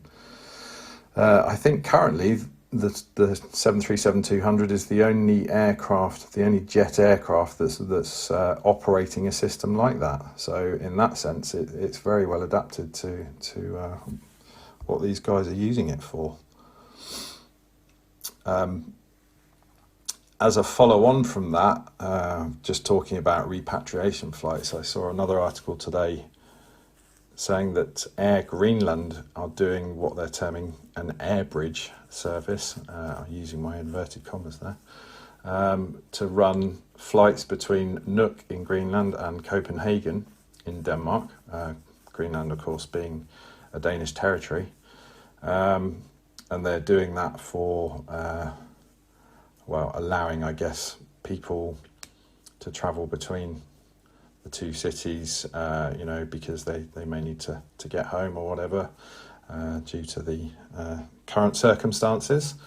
The thing that's interesting about that is they're using a Dash 8, or have used a Dash 8. I think they did a flight yesterday or within the last couple of days, today being the 24th of March.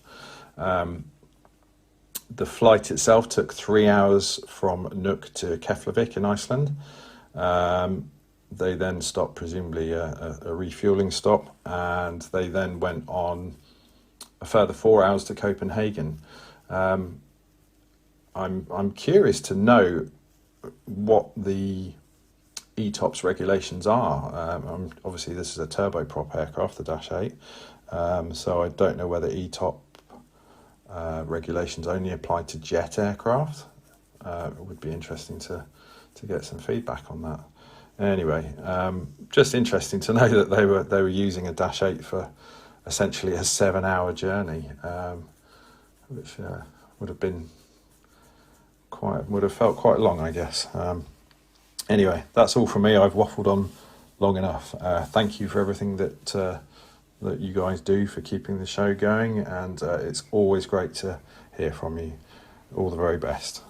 Oh, thank you, Nick. Nice one. Actually, special mention he was saying there about simple flying. I think most of us get their feed into our news boxes, and I must say they are making a special effort to try and keep the stories, or at least some of the stories in there, sort of light in nature, shall we say, which we are certainly finding challenging, shall we say, at the moment. But I will say, I honestly listened to Nick there talking about the 737-200.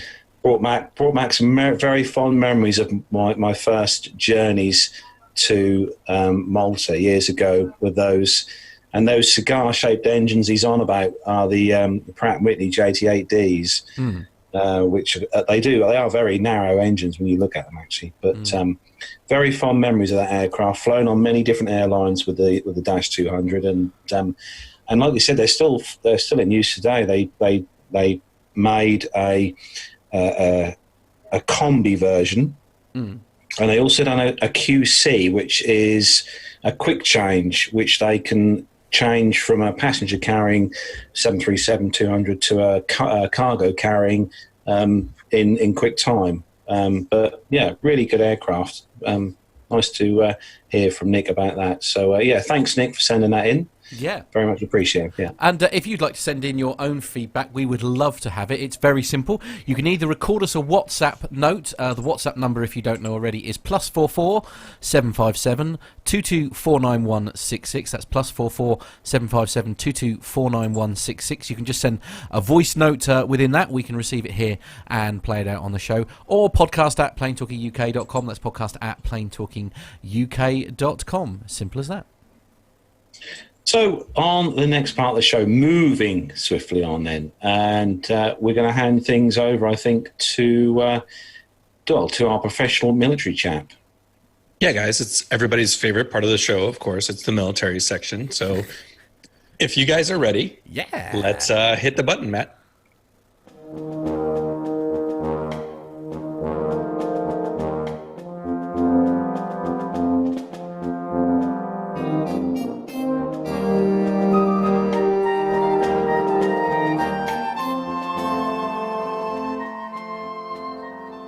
This first story is something that I actually didn't even know existed until just recently. So from airforcemagazine.com, the Air Force's Air Combat Command plans to award multiple contracts for adversary air support at 6 bases as early as April. But the scope of the project, once anticipated to be worth up to $6 billion, would be much smaller than hoped. 7 companies were awarded indefinite delivery, indefinite quantity contracts in October of 2019, allowing them to bid on specific task orders. Bids for the first round of awards, which are due by the end of this month, will comprise just 8,848 sorties at 6 bases for the first year, plus an optional 3 more years for a total of about 26,000 sorties. The contract is expected to be awarded in April or May of this year. So the 6 bases, sorties, and all the other information from the magazine are Kingsley Field, Air National Guard Base in Oregon, with about 800, or actually max total sorties, 3,200.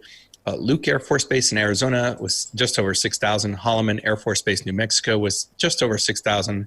Eglin Air Force Base with 4,400, Seymour Johnson Air Force Base, 4,000, and then Kelly Field in San Antonio, Texas with 2,000 sorties. The math for the original plan was based on what we can do to maximize using contract resources to improve the readiness of the force, said the Commanding General of Air Combat Command, General Mike Holmes. Every plan comes up against budgets. What we have now is a matter of what is affordable. Air Combat Command is prioritizing fighter training bases with the goal of producing more pilots. If we don't get the money to do the entire thing, I'd like to focus on supporting the training enterprise. General priorities are flying training units and then advanced training units at Nellis Air Force Base in Nevada. Let's see. It kind of goes on to talk about what these companies are expected to do. Let's see, this senior manager of business development for tactical air support in Reno, Nevada. They said a staggered release of task orders was the expectation. He anticipates additional fighter bases at such as Joint Base Langley Eustis. From an industry perspective, we want more bases so we can have more airplanes flying. However, he noted that the industry is also challenged by how quickly it can get its airworthiness approvals and remanufacture some airplanes. So that's all I'll read from the actual article, but basically the Air Force is contracting out the aggressor support, so other airplanes to be bad guys. Interestingly enough, tactical air support in Reno, their hangar is where we park our sport class airplanes for the Reno air races. So we're always in their way, they're always in our way, but generally they're pretty nice people. And they still have a mission to do, even though the Reno air races pretty much shuts down the airport. So that company is particularly using F5s, advanced Tigers. The T7 is looking at maybe doing some of this contract training. L159 Honey Badgers, A4 Skyhawks, Mirage F1s. So there's quite a mix of aircraft out there. And we were joking about this the other day because we said, oh, we could buy an F-16 for a cool $8 million. Well, somebody may be actually buying F-16s off the market to go do some contract aggressor work. So pretty interesting. You know, if you're a pilot, if you're a retired Air Force pilot, this may be a great way to get back into the cockpit and pretend shoot down some other people. So there you go. I didn't even know we did contract aggressor support, but apparently we're going to do more of it. Well, you learn something new every day, Armando. Every day is a school day. Yeah, definitely. Yeah, especially in aviation, isn't it? Yeah, definitely. So the next story is on the aviationist.com. And it's regarding actually another one of those large Russian-built aircraft again. This one, Russian military launches humanitarian air bridge sending Ilyushin 76 airlifters to help Italy fight the COVID-19. Oh, drink. Sorry. Cheers, everyone. Anyway, so an armada of Ilyushin 76 heavy transports fly critical relief supplies into, is that Pratisa di Mare? I think it's Praktika de Mare Air Base. Okay. I think Jenny was in the chat room earlier, so she'll put us right. Russian Aerospace Forces Ilyushin 76 transports loaded with medical supplies and medical specialists are flying to Pratica di Mare Air Base near Rome, Italy, in the ongoing COVID-19. Oh boy, I said it again. Effort. Photos of the aircraft were published on Russia's media outlets, but have not been widely reported in Western media. The aircraft originated from Tchlaksky military airfield near, oh boy, I know where you picked this, Armando, Shulikov, Moscow Oblast, which is approximately, according to the story, 31 kilometers northeast of Moscow. Now, that I can say. Photos distributed by to the media, Russian Ministry of Defense showed 6 Ilyushin-76 heavy transport aircraft, NATO code name Candid, sitting in a parking area taxiway apparently before departure. Reports indicate that at least 9 of the Ilyushin-76s were ready for the mission, and that the airlifters involved in the relief mission belonged to the Russia's 224th Air Detachment of Military Transport Aviation, operating the Ilyushin-76MD. The aircraft have been reported, had a reported payload capacity of 48,000 kilograms, which is 822 pounds, or to make it easier, 50 tons of cargo. That apparently includes medical support vehicles in addition to supplies and medical personnel. According to reliable sources inside Russia to the aviationist.com, the team of medical specialists dispatched to Rome from Moscow include Major General Sergei Kikot, a leading developer and specialist in the application of the latest samples of a special processing system. Major General Kikot is credited with fulfilling the task of organizing work in the difficult epidemiological conditions. Blimey, I need to stop the beer. No more C word, guys. Lieutenant Colonel Ehrman has extensive experience in the E word, treatment and eradication across Africa.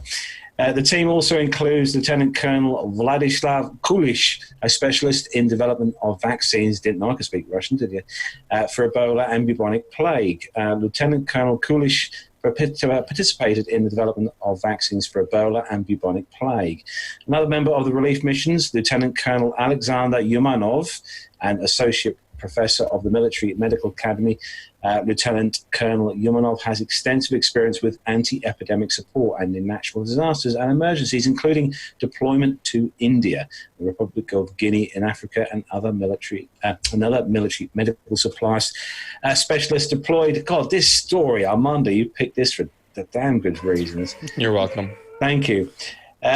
He's Colonel Smirnov is a leading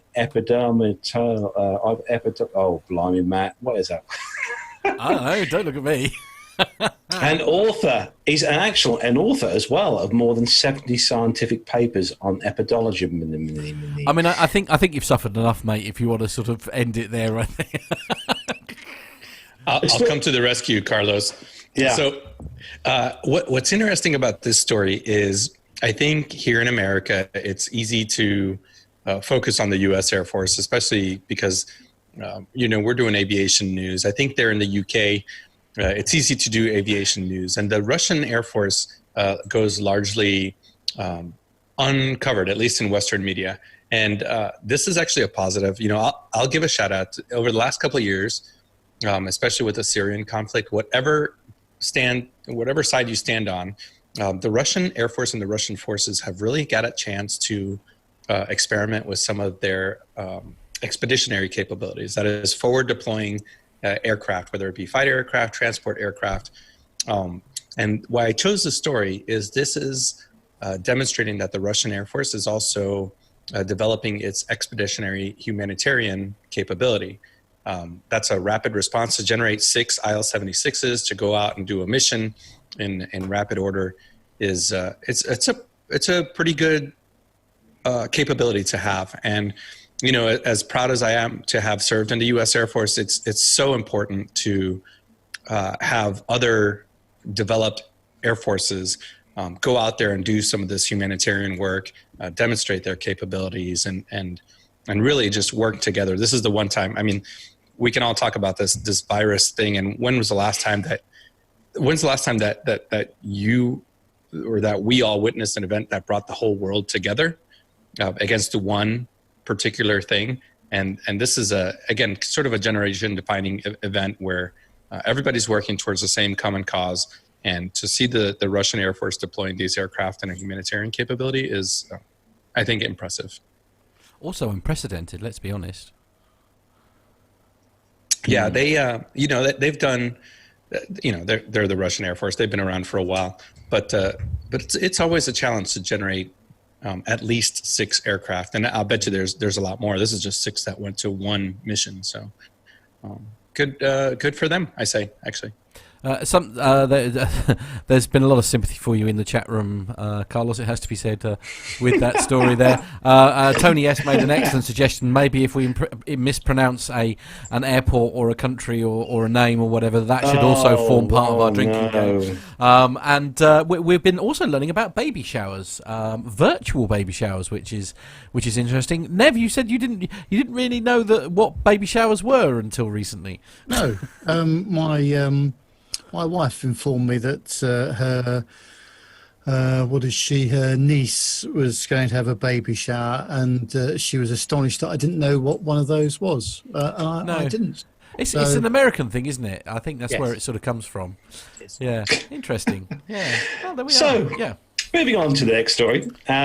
This next story for you, Nev, is actually sad news, really, because this is one of those things that I think a lot of people would love to have tried at one point. Definitely, yeah. This is on the ctpost.com, which I guess is Connecticut. It says in a recent ruling, the FAA revoked the Collins Foundation's permission to have passengers aboard its aircraft after a deadly crash last October, citing various safety reasons. The ruling comes nearly 6 months after a World War II B-17 bomber 909, owned by the Collins Foundation, crashed soon after takeoff from Bradley International Airport on October the 2nd of last year. The aircraft experienced engine trouble. 7 people died, 5 passengers, the pilot and the co-pilot. 7 others were injured. The NTSB investigation is ongoing. It also says that in the 7-page FAA decision released on Wednesday, the FAA Deputy Executive Director of Flight Service Standards, Robert Carty, indicated that there were issues with 2 of the aircraft's 4 engines and that the Foundation didn't follow requirements to run the plane and carry passengers. Hunter Cheney, who's a spokesman for the Collins Foundation, said in a statement on Thursday, the Collins Foundation currently is reviewing the FAA's decision and evaluating our options.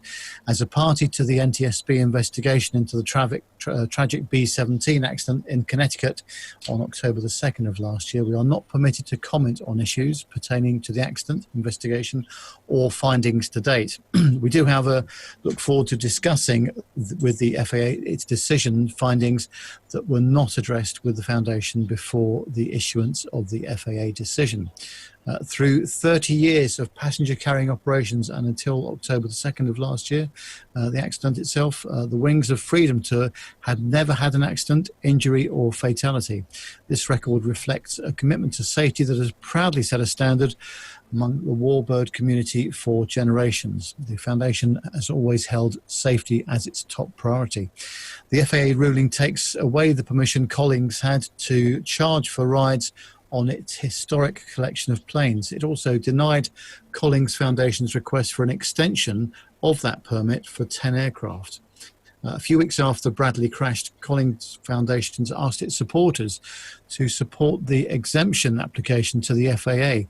In the decision, Carty and the FAA understands flights on these historic aircraft are meaningful to some members of the public. He said the FAA is required to make sure everything is operating in the best way for public interest. The FAA findings, according to his decision, indicated that Collins was not fulfilling several requirements and that Collins lacked a safety culture necessary to continue to operate. Amongst the findings, Carty said, was that the crew chief on the flight that crashed was not trained for his role. Given the facts of the accident on October the 2nd and subsequent evidence of Collins' lack of compliance, the FAA has determined that granting the exemption would not be in the public interest because of the adverse effect on safety, Carty wrote. His decision indicated that the FAA continued to let Collins Foundation carry passengers on its aircraft. It would adversely affect safety. Well, with all these military warbirds, that's the one thing, isn't it? It's all about safety. And if you have a big moment like this, then obviously there's a massive review, and they've obviously found some things that they're not happy with, and so things that cause them unfortunately concern. they've had the permission withdrawn to operate at the moment. Very sad. It's such a shame. These aircraft, I would sell anything to be able to have a flight in even a B17 or something like that. I think it's one of those things that even if you're not a military aircraft lover, when you have an aircraft such like that, it's one of those aircraft I think you'd always love to have a go in, as a passenger. Certainly, yeah. Yeah, and Mac Macaulay, the pilot of this aircraft, he was the director of maintenance, I believe, for the aircraft. He was a very well respected pilot. He was he's done interviews with other podcasts, and I think when this happened, I read out as a personal note from one of my friends who had flown with Mac. So this isn't. This is one of those unfortunate times where you have a safety report that goes back and paints a picture that may not necessarily be the whole picture. And I feel for these guys because the Collings Foundation is a unique organization. They're running unique aircraft, and while they are required to have the safety management systems and the maintenance processes, there's no community to bounce ideas off of. There's not that many people running B-17s and B-24s. So I think there was probably a lot of deference to the organization itself and how to run its own maintenance program and how to determine its own safety culture. And I think that everyone in aviation would assume that operating these aircraft and respecting their legacy would lead to the highest standards. And they probably thought they did have high standards, but that if you read into the investigation or the preliminary, there was maintenance issues. They pulled off the magnetos, they pulled out some of the cylinders, and they noticed significant wear that on a normal engine would not be acceptable. And again, there's not that many, I believe it's the Wright Cyclone that's in the B-17. There's just not that many of them. There's not that many spare parts. So how many spare magnetos can you find for a B-17? So they were probably doing that the best that they could. But unfortunately, it took something like this to, I guess, highlight some of their shortfalls. And this is not to marginalize the organizations that do this or disrespect any of their pilots and crew, because they are amazing people. But it's just an unfortunate event that often happens with safety investigation boards. Yes, very sad indeed. But moving on, I think, to the last story in the military segment. And for everyone who's stuck at home and you want something to read and you are a lover of the military aircraft, David, you've got some ideas. Yeah, this story is with the aviationist.com. And as you said, there's some great ideas for some reading while we're all stuck in at home. So on Tuesday, March the 24th, they covered an Instagram live story to get some recommendations for books that we can read while we're stuck inside.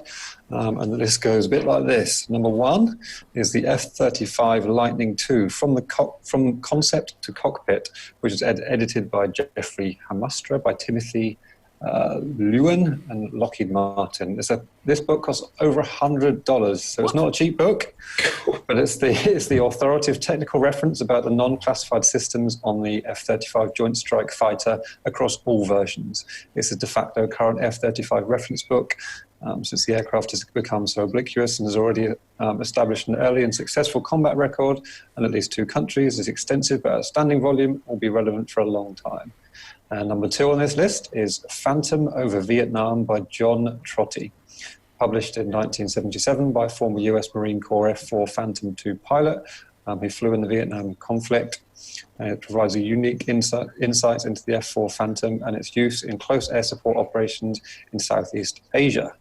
And number 3 is the Tornado Years, More Adventures of a Cold War Fast Jet Navigator by David Heriot. This is a sequel to his widely acclaimed The Adventures of a Cold War Fast Jet Navigator, The Buccaneer Years. He's an award-winning author, and he brings us to the backseat of the remarkable British aircraft and provides insights unavailable until now. Number 4 is Top Gun Days, Dogfighting, Cheating Death, and Hollywood Glory as one of America's best fighter jocks by Dave Baranek. If the real-life Maverick wrote a book, this would be it. Dave Baranek, call sign Bio, was an elite F-14 Tomcat pilot and elite instructor at the famous US Navy fighter weapons school Top Gun. He went on to consult for the film industry about the production of the hit in 1986 in Top Gun, which obviously starred Tom Cruise, and his insights into the fighter aviation and the sensations surrounding the film. This book is not to be missed. I'll tell you what, I mean, having been a big fan of it, well, I say big fan of it, I sort of watched it for the very first time in 3D in Carlos's house while he was away. So I dare say it'll be an absolutely fantastic read. So the full list of the books, that's just a quick summary, so the top 4 that they've listed there. The full list will be available in the show notes afterwards. There's nearly 20 different recommendations there, so I mean, there's plenty to choose from, so it's going to make some interesting reading, no doubt.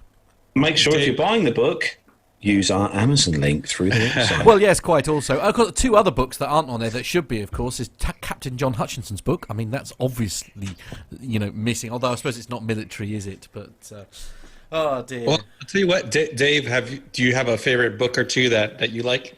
I remember, what did I read last year? It was Skyfarer, which was a story of a 747 pilot. It wasn't really his story, but he was just he was a part-time writer, I think, and that one would always stick in my mind. I think it was Mark. I'll have to look up who the author was, but Skyfarer was a favourite of mine.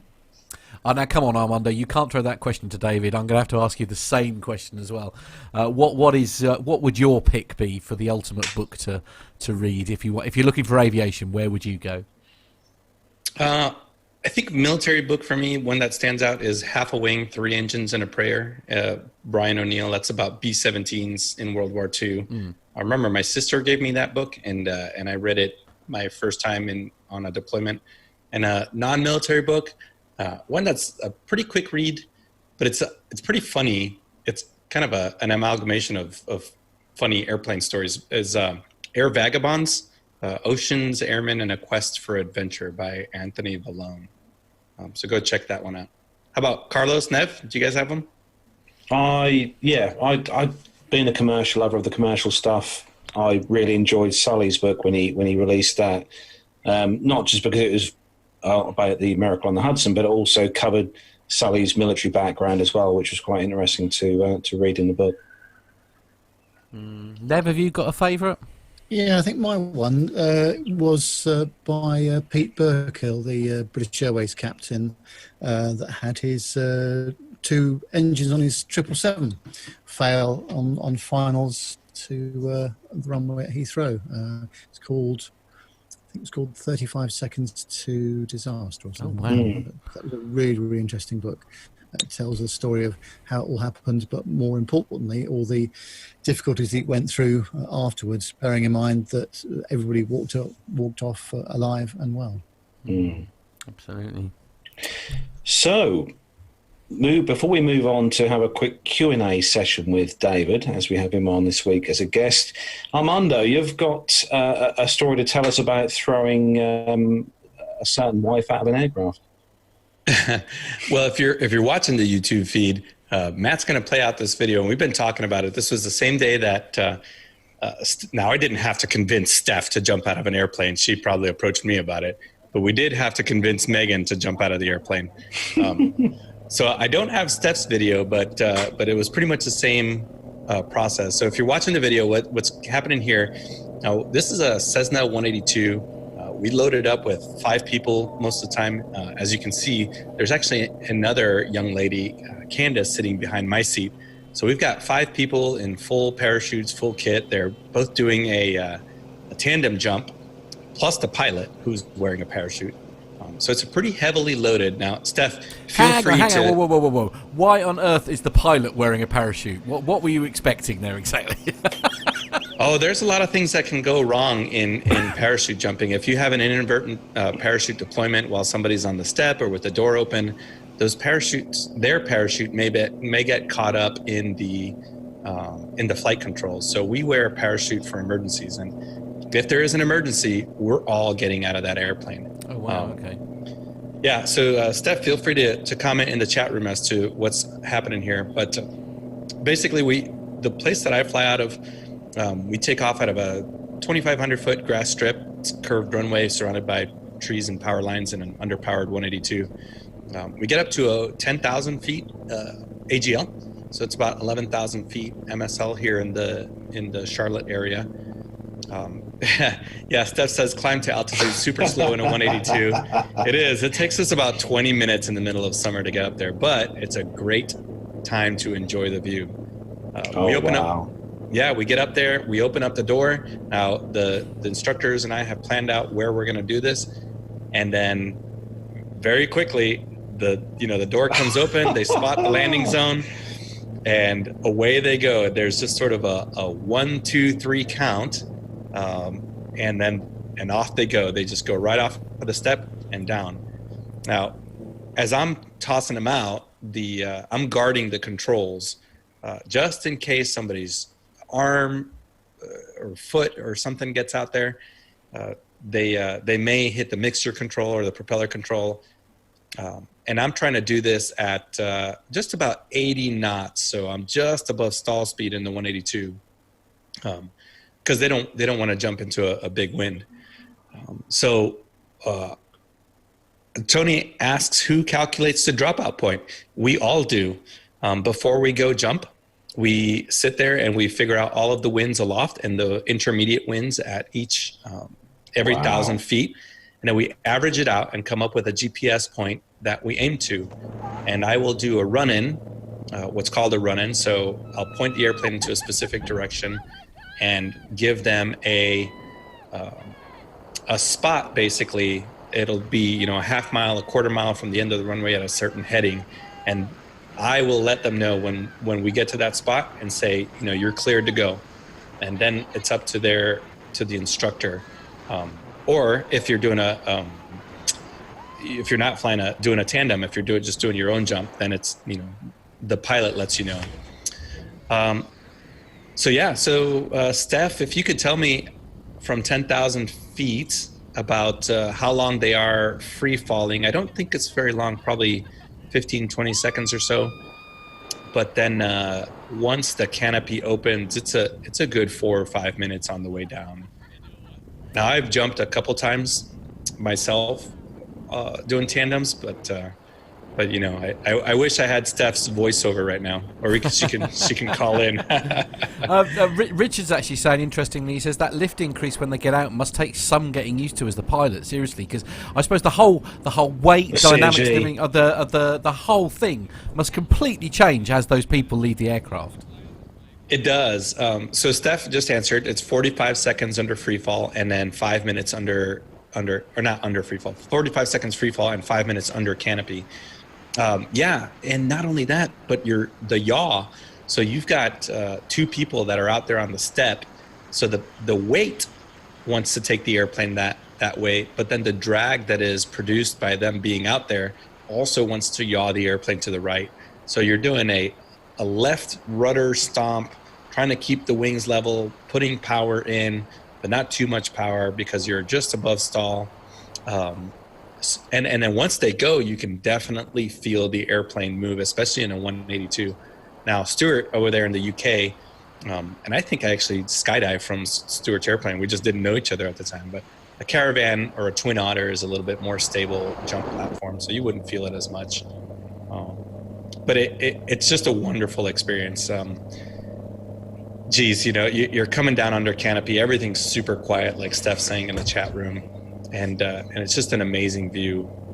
Actually, you're lucky on that respect for your jumpers and stuff, Armando, because with the Caravan, when I sat right seat with Stuart in that, and the jumpers jumped out, the door stays open and it is really cold up there. Yeah, we just, once the jumpers are gone, I just throw in a little bit of right rudder or left rudder, and then the wind pushes the door back closed, and I just kind of catch it and lock it. So now the Caravan's a turbine airplane, so you can just pull the throttle and shoot for the ground. This is we only have one airplane in my outfit, so we have to watch out for shock cooling. So I keep the power up a little bit and make sure we don't cool the engine. We've got a digital engine monitor, so we make sure we don't shock cool the cylinders. Well, and most importantly, I think a polite round of applause for Megan successfully being thrown out of an aeroplane. I think that's quite an impressive achievement, it has to be said. Actually, I have to say, for anyone who's listening to the show as an audio download, you really seriously need to take yourselves over to the YouTube channel, P2UK, and just check out that video, because that was really, really good, Armando. So we're getting a few people who are chopping in Stuart Hunt, who you may remember from the 100th. He's saying it's such a rush being thrown out of an aeroplane. I mean, it's just bonkers. I don't understand. I don't really understand it. I have to be honest. I don't understand why anybody would want to do that. We'll get you to do it at some point, Matt. Yeah, right. Yeah, it's one of the reasons why I'm keeping myself fat. I'm doing it on purpose. No, because I'll offer you a glass of milk before we go. A glass of milk. Okay, you're going to have to explain that to me. What does that mean? I'll let the YouTube chat room explain to what I mean by a glass of milk before we take you. Oh, right. Is that a pity the fool type thing? That's correct. Okay, yeah, I'm with you. Okay. Anyway, enough of this. Anyway, well, I will say a round of applause to Steph that day too, because Laney's airstrip is where we do this. It's a pretty small airstrip, and our staff does not let anyone with less than 100 jumps jump there by themselves without an instructor. And of course, Steph does have that, and she was just a great trooper, and very safety conscious. And she noticed that that this operation also was so. Shout out to Steph that day too. I mean, hopefully Steph has got the video. Perhaps she'll send it in to us, and we can play it out. You never know. I hope so. I hope so too. I think she had a GoPro on her helmet. Steph wears a full face helmet. Okay. I lost the video. It was a corrupted file, unfortunately, from Steph's flight. So. Oh well, never mind. So, as you all know, we have got David Corston back on the show this week as a guest. He's not been on for a while, and that's because he, as I said at the beginning of the show, he has moved to pastures new, well, not too far away, in Spain. But David, welcome onto the show, and thanks for joining us again tonight on the show. It's great to have you back on. So, David, what's changed for you in the last kind of 12 months? Because you've kind of made leaps and bounds with your flying. Yeah, I think last time I spoke to you, I was in the process of doing my CPL, my commercial license, and then after getting that, I thought I'd love to give instructing a go, and I like the sound of that. So I moved to southern Spain, Jerez, and did my CFI qualification, my flight instructor rating here, and then now for the last year, I've been working as an instructor, teaching PPL. And whilst doing that, I also got my instrument rating done as well. So that's all done. Learning, obviously, learning and teaching, two very different things. Obviously, you were in that situation at one point, sitting in a classroom and learning, going through all the various exams and stuff. How easy is it to make that transition to being the person who's doing the teaching rather than... Well, there's two sides of it, really. Like the flying side of it, I found easier, because it's just flying and then explaining why you're doing something and then how to do it, which is okay. But the theory side of it and giving the classroom lessons was completely new to me. And it's all the theory you learn, you pass the exams, and then a lot of it you forget because you've passed the exam. And then you have to find out in your brain where that knowledge was and somehow remember how you teach someone that. But it's been good. I think for me, when I was... the most fun I had flying was flying with other people and then explaining about flying. So I thought I'd like instructing, and I absolutely love it. I really love it. Apart from the cost of obviously the CFI training, what was the best part of the course itself for being an instructor? Think for me, the instructor course was by far the most fun course I've ever done as part of flying. It pushed me I think, and it pushes the aircraft as well, because you kind of really you need to see how far you can push things before something's about to go wrong. So throughout the course, I was taught to kind of push the aircraft, and you have an instructor with you which plays the part of a student, getting into some really unusual attitudes, some unusual speeds to stalls and all sorts of things, and then just realizing that you do have the ability to kind of recover from that, and you can push it a lot further than you originally thought you had. So I think pushing the limits a bit further for me was by far the best bit. So Matt, we've got some questions in the chat room, haven't we? Yes, absolutely. We'll start with Tony. He's saying, actually, question for David: how does flying in Spain compare with flying here in the UK? I would say one of the hardest things about flying, well, it's not hard, one of the most different things in flying in Spain is the airspace, and also the air traffic control. I fly from a controlled airport, so that's a bit different from a lot of places in the UK are uncontrolled. The airspace is fairly, it's easier than the UK. The UK has got very, very congested airspace for GA flying. But in Spain, we're quite lucky because we have quite a lot of space, a lot more than there is in the UK. But as far as the flying is concerned, the flying is pretty much the same. The aircraft are the same, and the PPL syllabus that I teach is a UK syllabus. So that part of it is the same. So, I mean, do you have to do any kind of conversion or anything? So, if you wanted to come and do CFI here in the UK, would you have to make alterations? No. So where I work, we're a training organisation which is authorised by the UK CAA. So you can come and train here in Spain, complete your training, and then you get issued with the UK PPL. So it's pretty much exactly the same. Wow. So we've got a question from Myla in the chat room, David. Myla's asking, what's your next step going to be?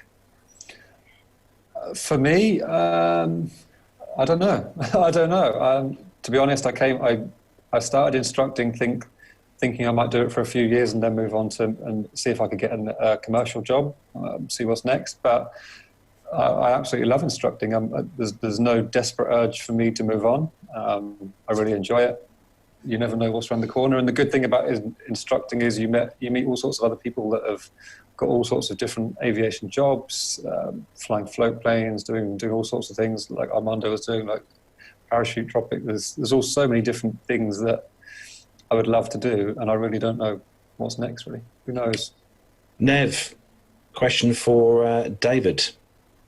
Yeah, do you think with the congested airspace that we've got in the UK, for example, with all the limitations that gives you, do you think that puts people off trying to take the PPL here, and they would prefer to go to countries without those restrictions? I certainly think it could do. I think there's certainly the possibility that in the UK that you could suffer like airspace infringements, and you need to be very, very, very careful at different altitude busts and things like that. So it has the potential to put people off. It shouldn't do, because as long as you know where you are and you know where you're flying and you know where the airspace restrictions are, it shouldn't be a problem. But the potential is there for it to become a problem, certainly for new student pilots, I would think. Looking at costs, David, obviously we all know that the cost of learning to fly in the UK, is it, obviously you've got the euro over in Spain as opposed to the pound or sterling. Is it cheaper per hour to learn to fly over in Spain? I think it's roughly on par. There's not much difference, but the main benefits that we have here in Spain is that we have people that come for a set period of time, be it between like 4 to 6 weeks, something like that. But because we have good weather, they can really make the most of that 6 weeks, and we can get most people can complete their PPL within about 6 weeks, depending on a few days of bad weather. But you get that continuity of training, whereas, as you know, in the UK, sometimes you can go weeks, possibly months without flying, and then the next lesson you could spend an hour recapping what you've done before. So the main benefit we have is that you can just train one day after the next, and it's quite fresh in the memory. So I think that's the main benefit. So Matt, we've got a question from the chat room. from Tony S. Yes, haven't we? absolutely. He's saying without saying the other word that we were avoiding until the C word arrived, with the withdrawal of the UK from the EASA. Is that going to have any kind of impact on your ability to train abroad, or is it one of those where actually, have they put a system in place? Do you know what the plan is yet? Yeah, well, so EASA is the European Aviation Safety Agency. So they previously looked over the whole of the aviation in Europe. With Brexit happening, it is going to change things. It depends which kind of license you have and what you're going for. With just a PPL, it's okay because a PPL is a national license, but commercial pilots' licenses, so they're not going to be recognized by places like Spain. So, for instance, many of the instructors, myself included, have had to switch our licenses from the UK because basically we have aircraft they're not UK aircraft, they're Spanish aircraft and on a UK license. I can't fly, or potentially won't be able to fly a Spanish registered aircraft. So yeah, it is changing things. It doesn't stop everything. You can still get a UK PPL, no problem.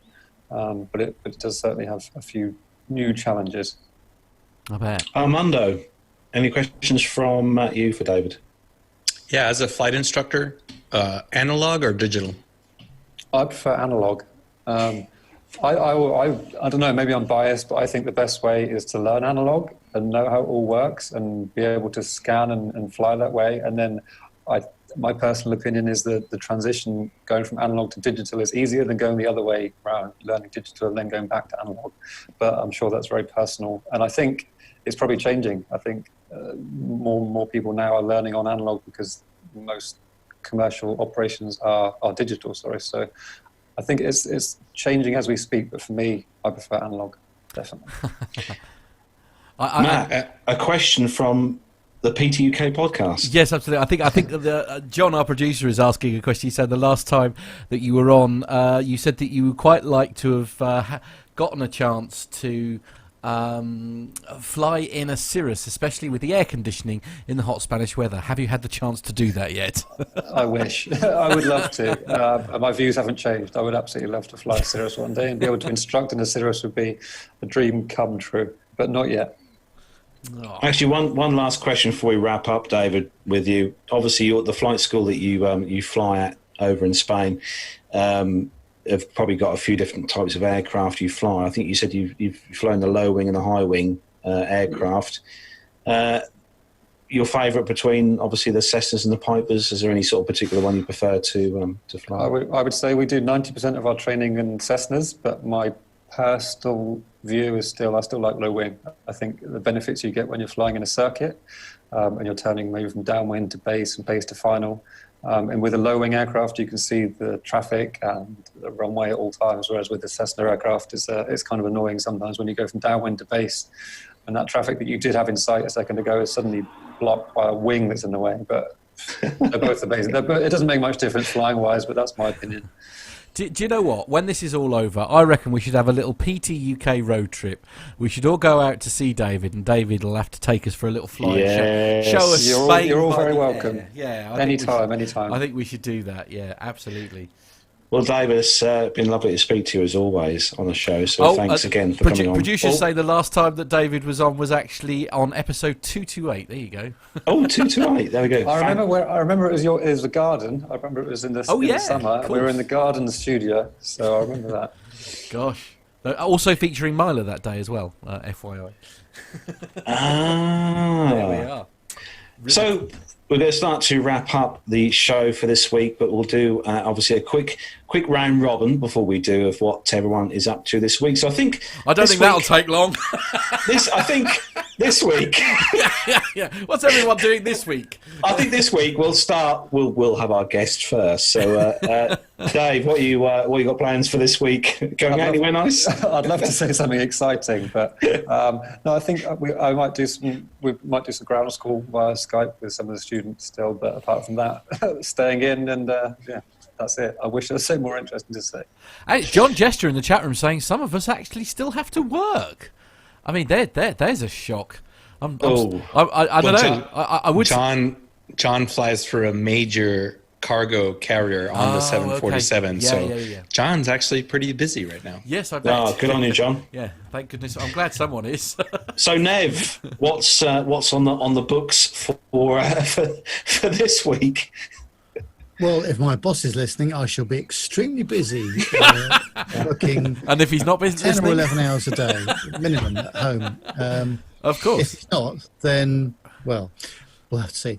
It is actually, funnily enough, we're actually quite busy at the moment, but that's we're trying to keep the momentum going, but all of our company just about are working from home, so that makes it quite challenging. We are doing various meetups, though, not just sort of team meetups at work, but also industry meetups virtually like this. I've got one coming up in about half an hour, actually. Oh, right. We better hurry up then. Yeah. Our American friends call the after work beer. So that sounds nice. I have my beer. Well, and for that purpose. Well, we've been doing a lot of that actually ourselves, haven't we? We've been sort of putting messages out there. We've been chatting to listeners and stuff, and we'll probably do a little bit more of that next week. Interestingly enough, so Tony, 'cause I seem to remember Tony drives trucks for a living, if I recall correctly. Yes. So obviously he's very, very busy. Stuart, who we mentioned earlier, he works for a company that specialises in servicing medical equipment. So obviously he's very busy at the moment, and I think Richard Adams, I love it. Brilliant. You can always stay at home. Right. Okay. Anyway, I forgot. I need to say, Nick's just reminded me, because actually behind me is a picture. I mean, everybody's got pictures behind them now. It's sort of almost lost all meaning. But behind me is a picture that was very kindly sent to me by the guy who sent us our audio feedback, Nik Codling. A great photograph. So thank you very much for that. It's Armando. What's going on in the world of Armando next week? Well, much like John, the transport industry is not completely stopped. So I am leaving on Sunday for a 3-day trip. So I'll be flying for 3 days and then back home after that for an unknown amount of time, because our company, like every other company, is trying to figure out how to do this. So we actually don't have an April schedule yet. So I may be off. I may not be off. I may be working a lot. I have no idea. Wow. Okay.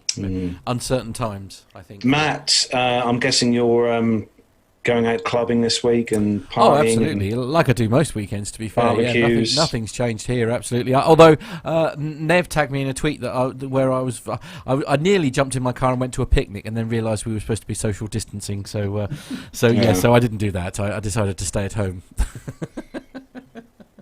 Well, it's all fun and games, isn't it? Yeah. I think it's safe to say that we're all trying to do our bit with this social distancing thing, and I think I speak for all the hosts of the show and everyone when we all hope that everyone really, really stays safe and well in this crisis. And as we've said, we'll put out as much content as we can through social media, including Nev's Q&A on Wednesday. Yeah. Looking forward to that, Nev. And obviously also all the other little bits and pieces we put out. So everyone stay safe and look after yourselves. And while you're all at home with very little to do, why not reach out to us on our various channels? So search social media for Plain Talking UK. You can bombard Carlos with messages, which I think is what everybody should be doing. +44 757 2249166. That's a WhatsApp number. So if you've got WhatsApp on your phone, +44 757 2249166. That's also a great way of sending in audio feedback if you would like to get involved. Email the show, podcast@plaintalkinguk.com. That is podcast@plaintalkinguk.com. If your system doesn't allow you to send emails from within a browser, then you can take yourself to www.plaintalkinguk.com. You can fill in the contact form on there, get in touch via that. You can also buy t-shirts from the show. On there you will also find links to Patreon if you are in a position to do so and would like to help us in regard to keeping the show running. You can become a Patreon and do stuff there. Obviously, you completely understand, especially at the moment, we've all got much better things we could be spending our money on, frankly. But we are still doing our Amazon shopping. Everybody's still shopping on Amazon. And if you use our link that is on the website, what we do get for that is an advertising referral fee. So you can actually help the show out without doing anything at all. But as we said at the top of the show, a big thank you to everybody who contributes towards the show, either by PayPal, as I know some of you do, and also via Patreon, and by using the show link. It's very much appreciated. So we're going to start wrapping up the show. We certainly are. And as a slight change to our norm, we have something different. We have somebody who's going to sing the show out for us. If anybody has ever come across a chap by the name of Matt Lucas, then you'll be very aware that he's used to sharing with us lots of funny and silly things. So we thought we'd share a public service message as we come out of the show. So everybody say goodbye, please. Yeah, bye. Bye, please. Goodbye. Take care, everyone. See you all next week. Bye-bye. Bye, everyone. Bye. Hello. Baked potato changed my life. Baked potato showed me the way. If you want to know what is wrong from right, you must listen to what potatoes say. Wash your hands and stay indoors, thank you, baked potato. Only go to grocery stores, thank you, baked potato. If you want to have a better day, you must listen to what the baked potatoes say. Keep some distance, make some space, thank you, baked potato. Remember not to touch your face, thank you, baked potato. If you want to have a better day, you must listen to what the baked potatoes say. BAKEDPOTATO.